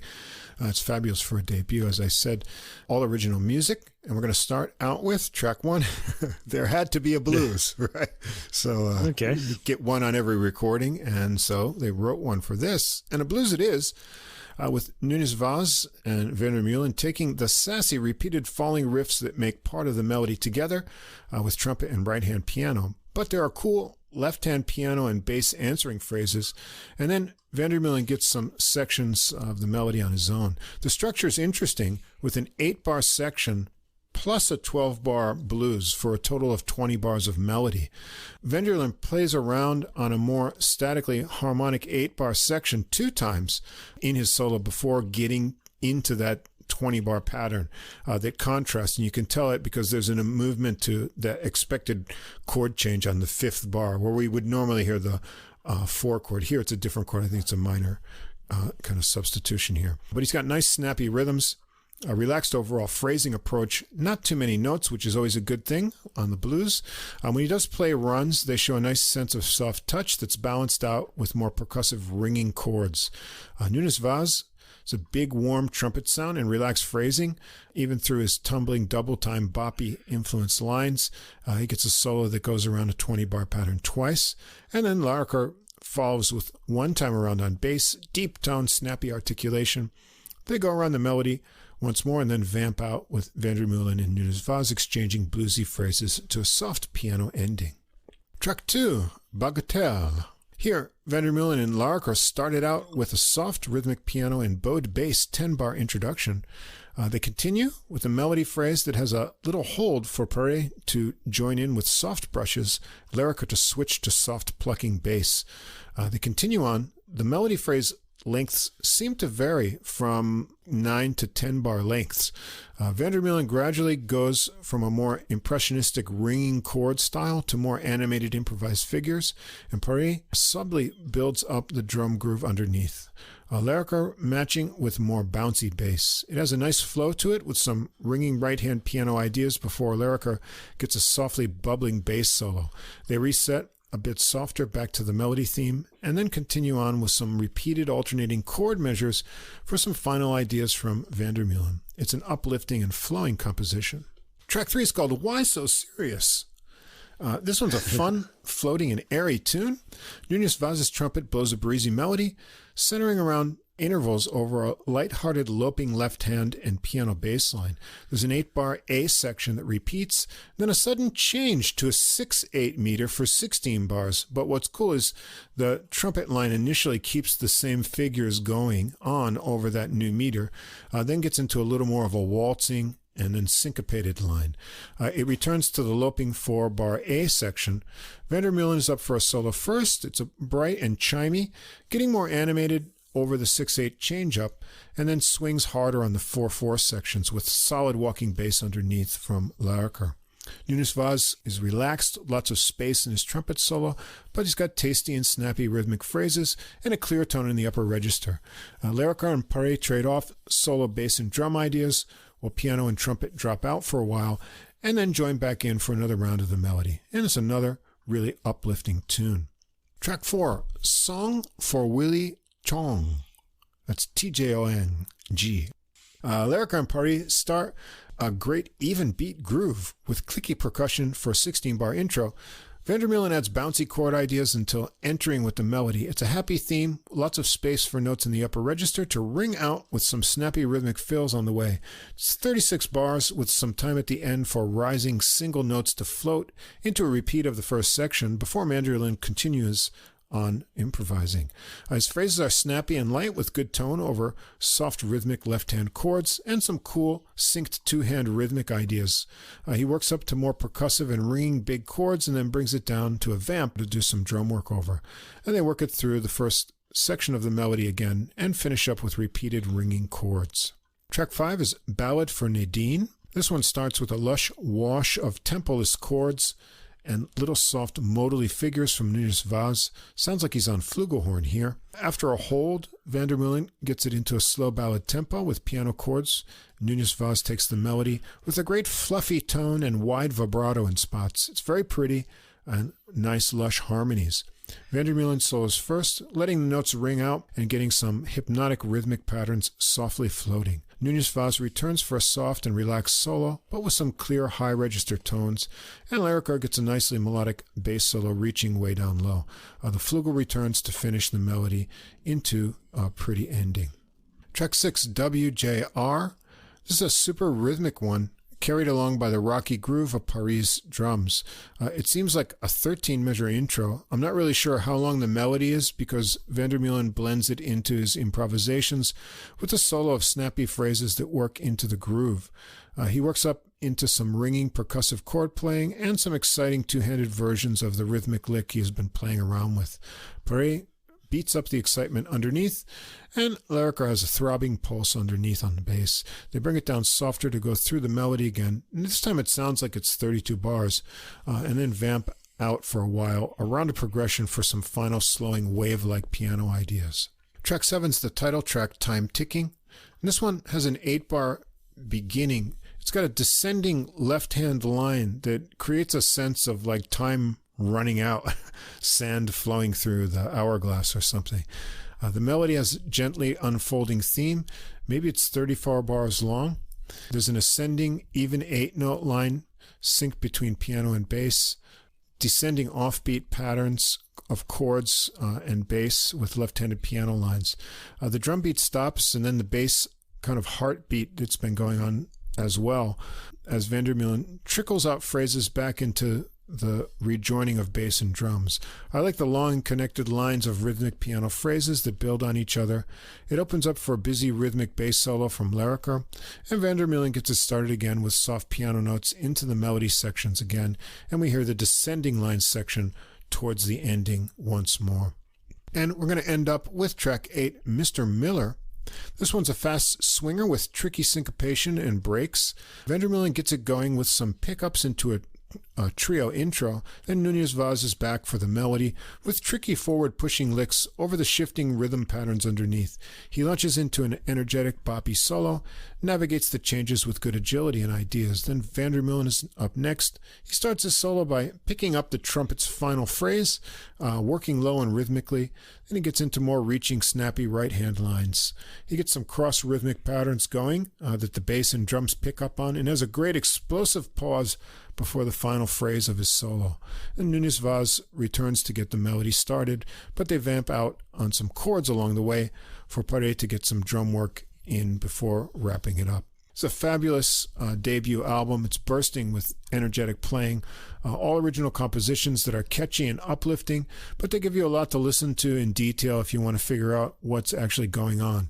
The grooves have a lot of variety from Paris' drums, who locks in well with Lerica's bass.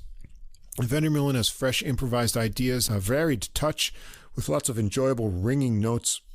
And Nunes Vaz's trumpet sounds great, especially nice ballad playing and some added tonal variety and excitement when he contributes on half of the tunes. I really can't wait to hear more from this pianist. Yeah, one of the words that kept coming up for me, I'm surprised he didn't use it, was the word warm. This is a really warm sounding album. It's very appealing and a very comfortable album, and it's got lots of content as well. It's engaging throughout without ever losing its overall warm feel, both in the piano playing. I really liked his sound, and in the ensemble work. Yeah, it's just that the variety is subsumed in the overall feel, and I kind of like that. You know, it had this overall warm thing in with all that variety kind of going on inside that sort of nice sort of calm glow. I like the way the gentle swing rhythms come in and out of the compositions, like unexpectedly meeting an old friend. You know, you kind of they would have like some kind of groove going, then the swing would come in, and it just feels so familiar. Right. It just made me feel good. It's a great late night listen. So you got your you got your Serenissima for the morning, and now you have Jelle Ante Meulen trio for the late night.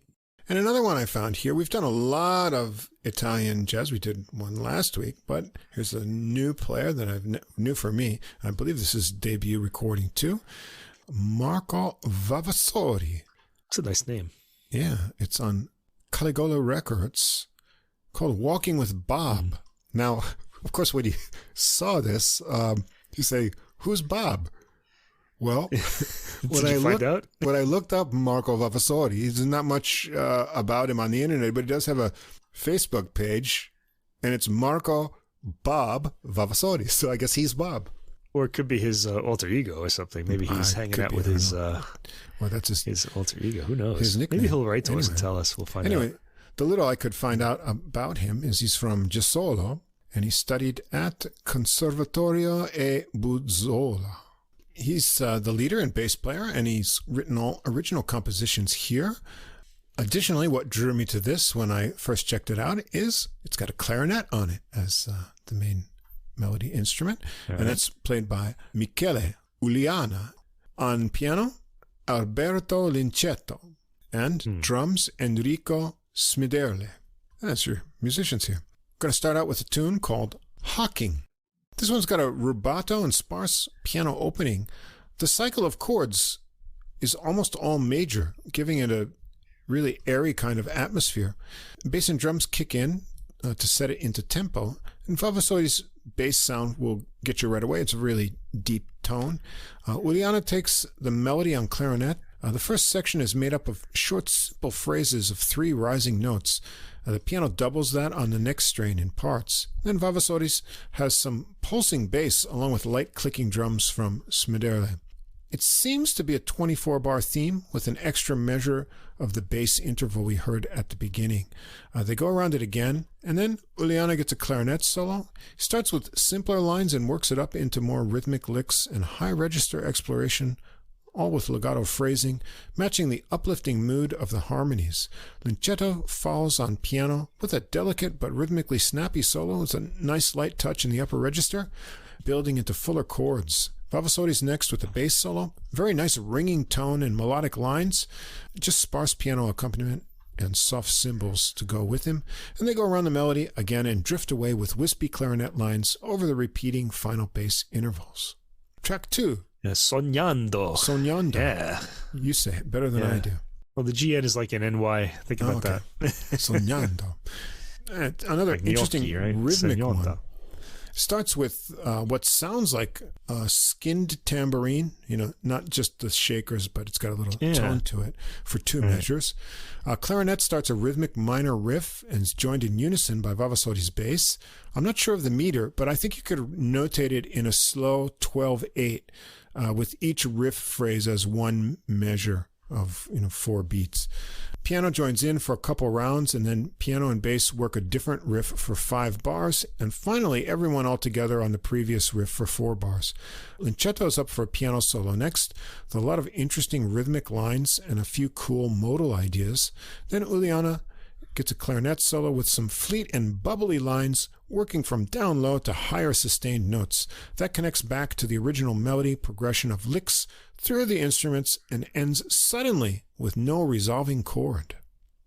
Track 3 is called Shukran, which I believe means thank you in Arabic, and it starts with a tempo-less flowing of bass bowing and waves of piano. The clarinet adds mystical lines and works down into very low tones, and it creates a mysterious Arabic-sounding mirage of sound. We should mention this track begins with the concluding note of the previous track because it resolves here, and that it acts as the first. I guess it does, yeah, really. Through this mirage of sound, Uliana's clarinet works up into more pleading cries into the high register as Smiderle's adds more percussion textures. It comes down more softly with more flowing clarinet licks and then fades. At about 2 minutes and 40 seconds then, Uliana has some pickup notes into the main 16-bar melody in tempo, which is a minor bluesy line with cool stop-time rhythm section backing. Then he continues on into a solo. It swings, but Vavassori has rhythmic pulses with the sparse drumming of Smiderle before getting into deep walking bass lines. Uliana has a lot of cool licks on clarinet, mixing bluesy ideas, snappy double-time lines, high cries, and trills.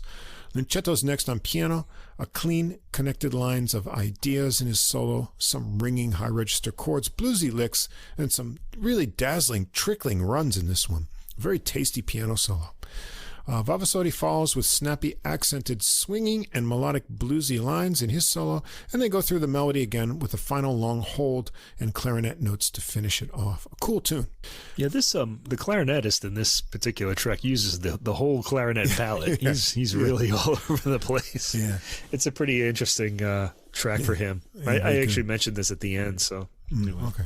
Track 4, JB Blues. That's J, just the letter period, B-E, blues.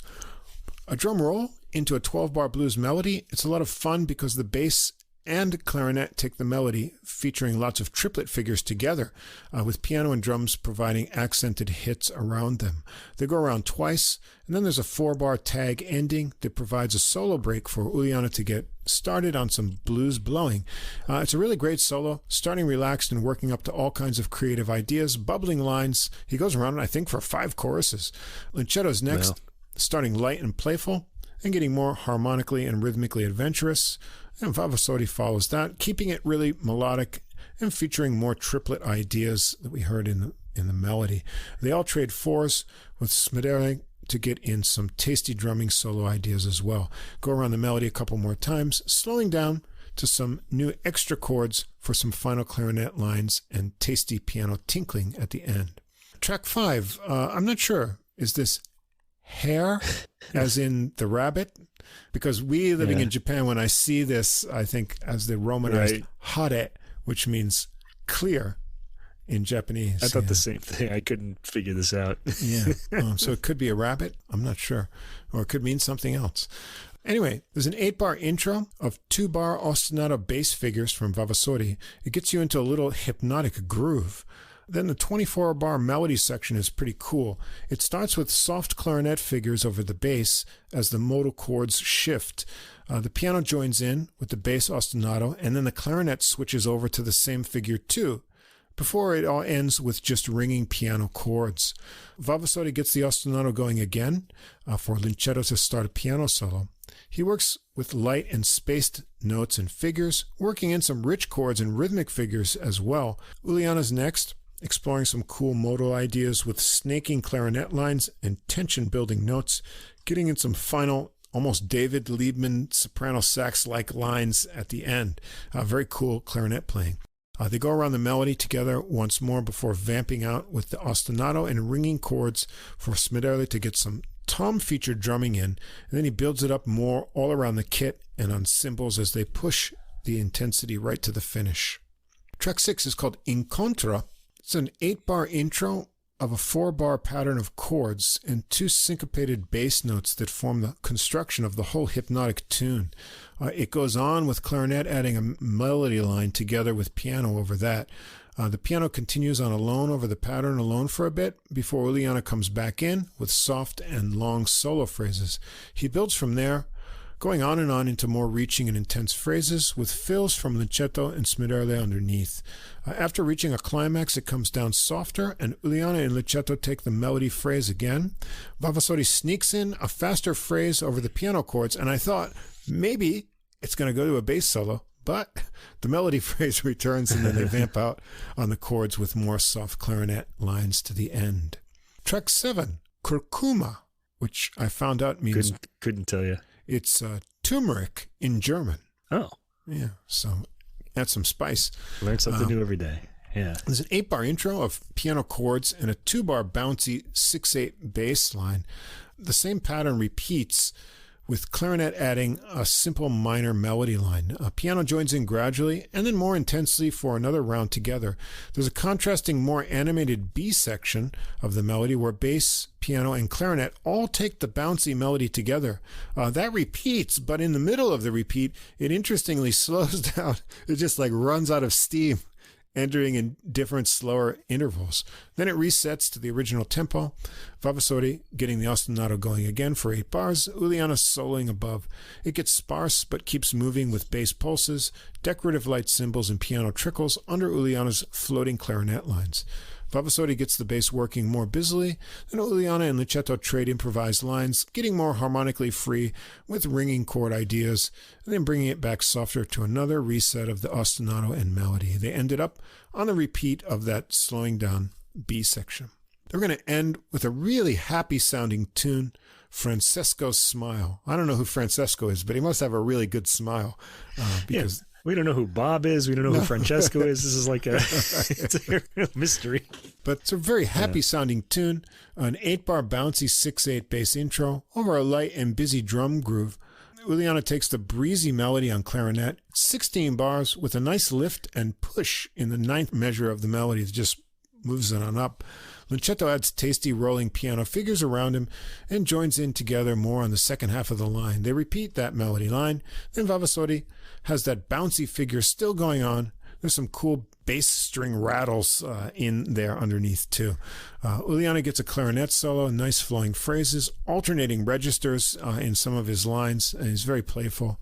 Vavassori next keeps the bouncy feel going and working fine melodic ideas into the upper register. Lunchetto follows up with a happy-sounding piano solo featuring a rhythmic repeated note and some flowing rolled chords at the end. Then Uliana comes back for another couple runs through the melody to finish it up with a long-held clarinet note. And that's it. Very enjoyable recording. All the tunes mix uplifting melodies and more hypnotic jamming patterns on some of the later tunes. A cool original blues in there too, as well as some modal influenced tunes.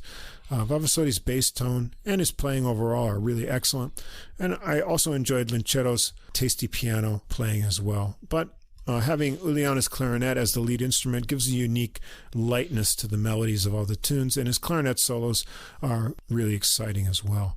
I thought the sonics of this recording are really good. It has a very open and natural sound. Everything's very easy to hear with this space that's built in the compositions and also in the recording. It's a great recording for an afternoon on the weekend to put you in a happy mood. First of all, it's an amazingly clear recording. There's even the quietest details of the drumming and bass playing are easily heard. You can hear like someone soloing, all sorts of things happen. Then you'll hear this light sort of tapping on the cymbals or something like that by the drums, and it's still registering really clearly. It's an amazing recording. This is great news too, because the pianist achieves a beautiful tone throughout that's well caught on the album. The pianist on this has a way of throwing the rhythm of the track into high relief when he plays. And I think his solos originate from the rhythm, because whenever he comes in, suddenly the rhythm is front and center. I thought that was really interesting. Notice how things come to focus rhythmically whenever he plays, I would say. There's a clarinet solo on track 3, Shukran, which really stood out for me. The clarinetist uses the whole clarinet palette.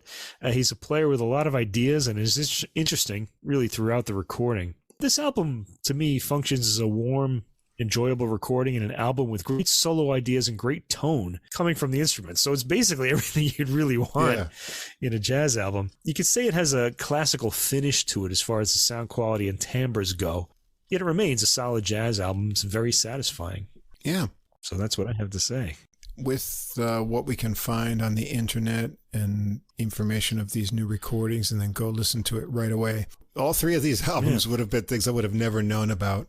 20 years ago or something. Noticing that myself. And it just lets you know how international jazz music has become and the fine level of musicians look at it anywhere around the globe. I really think it's worth investigating and hearing this great original music. We are all original tunes by fine musicians in this episode.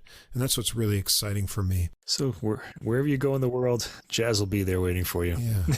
Take the time to check out these recordings. I think you'll be pleased if you like really well played and fresh material in your jazz listening. Don't just keep listening to those same old Blue Note recordings. Get with it. Get international and hear some new stuff. It's really exciting. Or also hear some new Blue Note recordings. I don't know. I still love those 50s and 60s records, but I mean, I've heard them all in my youth. I kind of feel like I want to just keep hearing new stuff. Actually, I have the opposite problem now. Since we've been doing this podcast, I'm constantly listening to new music. I mean, we do 6 a week, and then I try to get in these other ones to check out if I want to talk about them. And so I often feel like, I need to take a day and just go through something on my shelves or on my music server and just review and enjoy something old.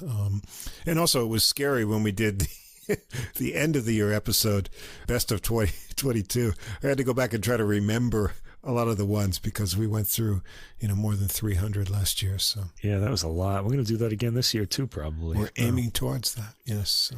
Anyway, we sort them out and we pick them for you. So I think if you can trust our judgment, leave the searching to us and just check out the playlist.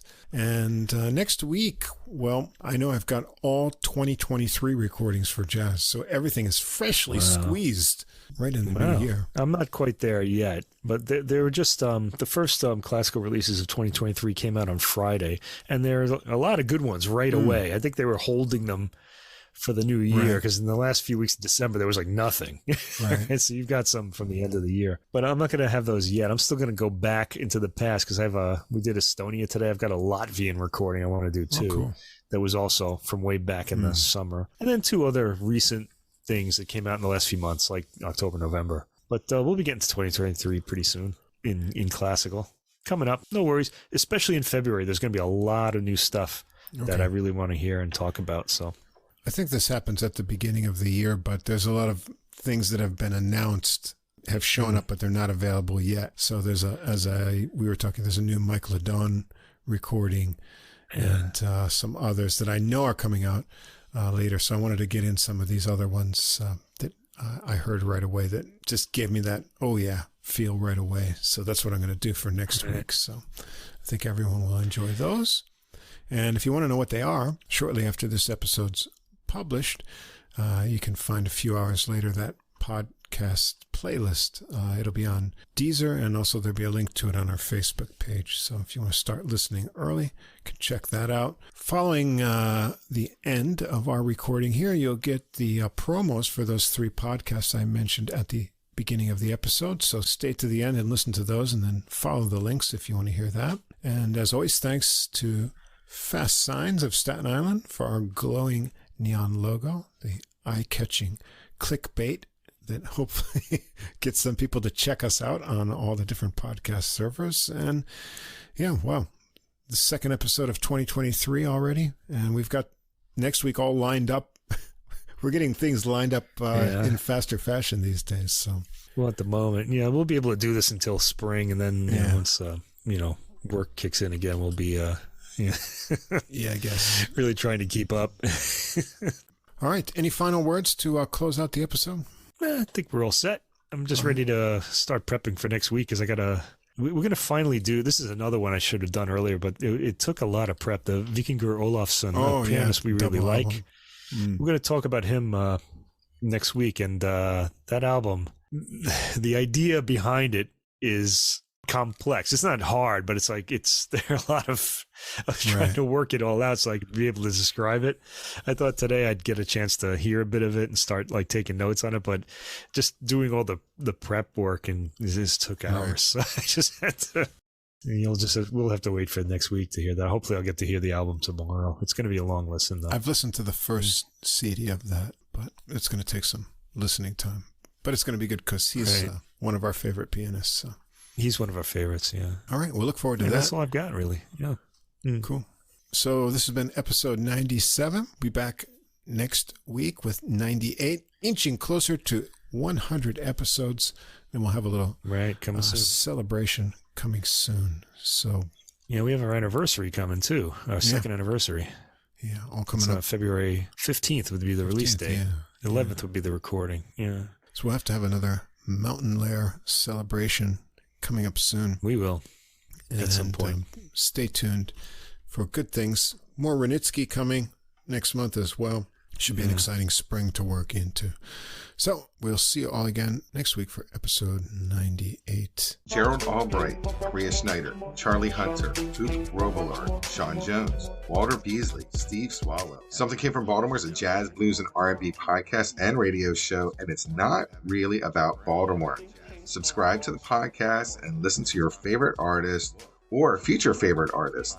That's Something Came from Baltimore. And be a part of that Be More music scene. Joe Lovano, Jeff Coffin, Paula Cole, Danuzo Makatani, Ann Passio, Ches Smith, Thumbscroll, mostly. Hi, jazz fans. This is the founder and host of Neon Jazz, Joe Domino. It's both a weekly radio show and interviews with musicians from all over the world, like the Netherlands, New York City, and back to Kansas City, the home of Neon Jazz, covering the rich history and modern world of jazz in a fresh way, featuring interviews with the likes of Arturo Sandoval, Sonny Rollins, Maria Schneider, and countless others. Find our weekly show on Mixcloud. Subscribe to the interviews via iTunes and YouTube. We are Neon Jazz. Same difference. Two jazz fans, one jazz standard. A review of a single jazz standard through music, history, and stories. And this is AJ. And this is Johnny. If you are a jazz fan and you like jazz standards, bebop, show tunes, ballads, you name it. Yeah, we've got them here. We drop a new show on you every other week, and we take a standard and we listen to a few different versions of it. Same difference. Come join the fun. Looking forward to seeing you.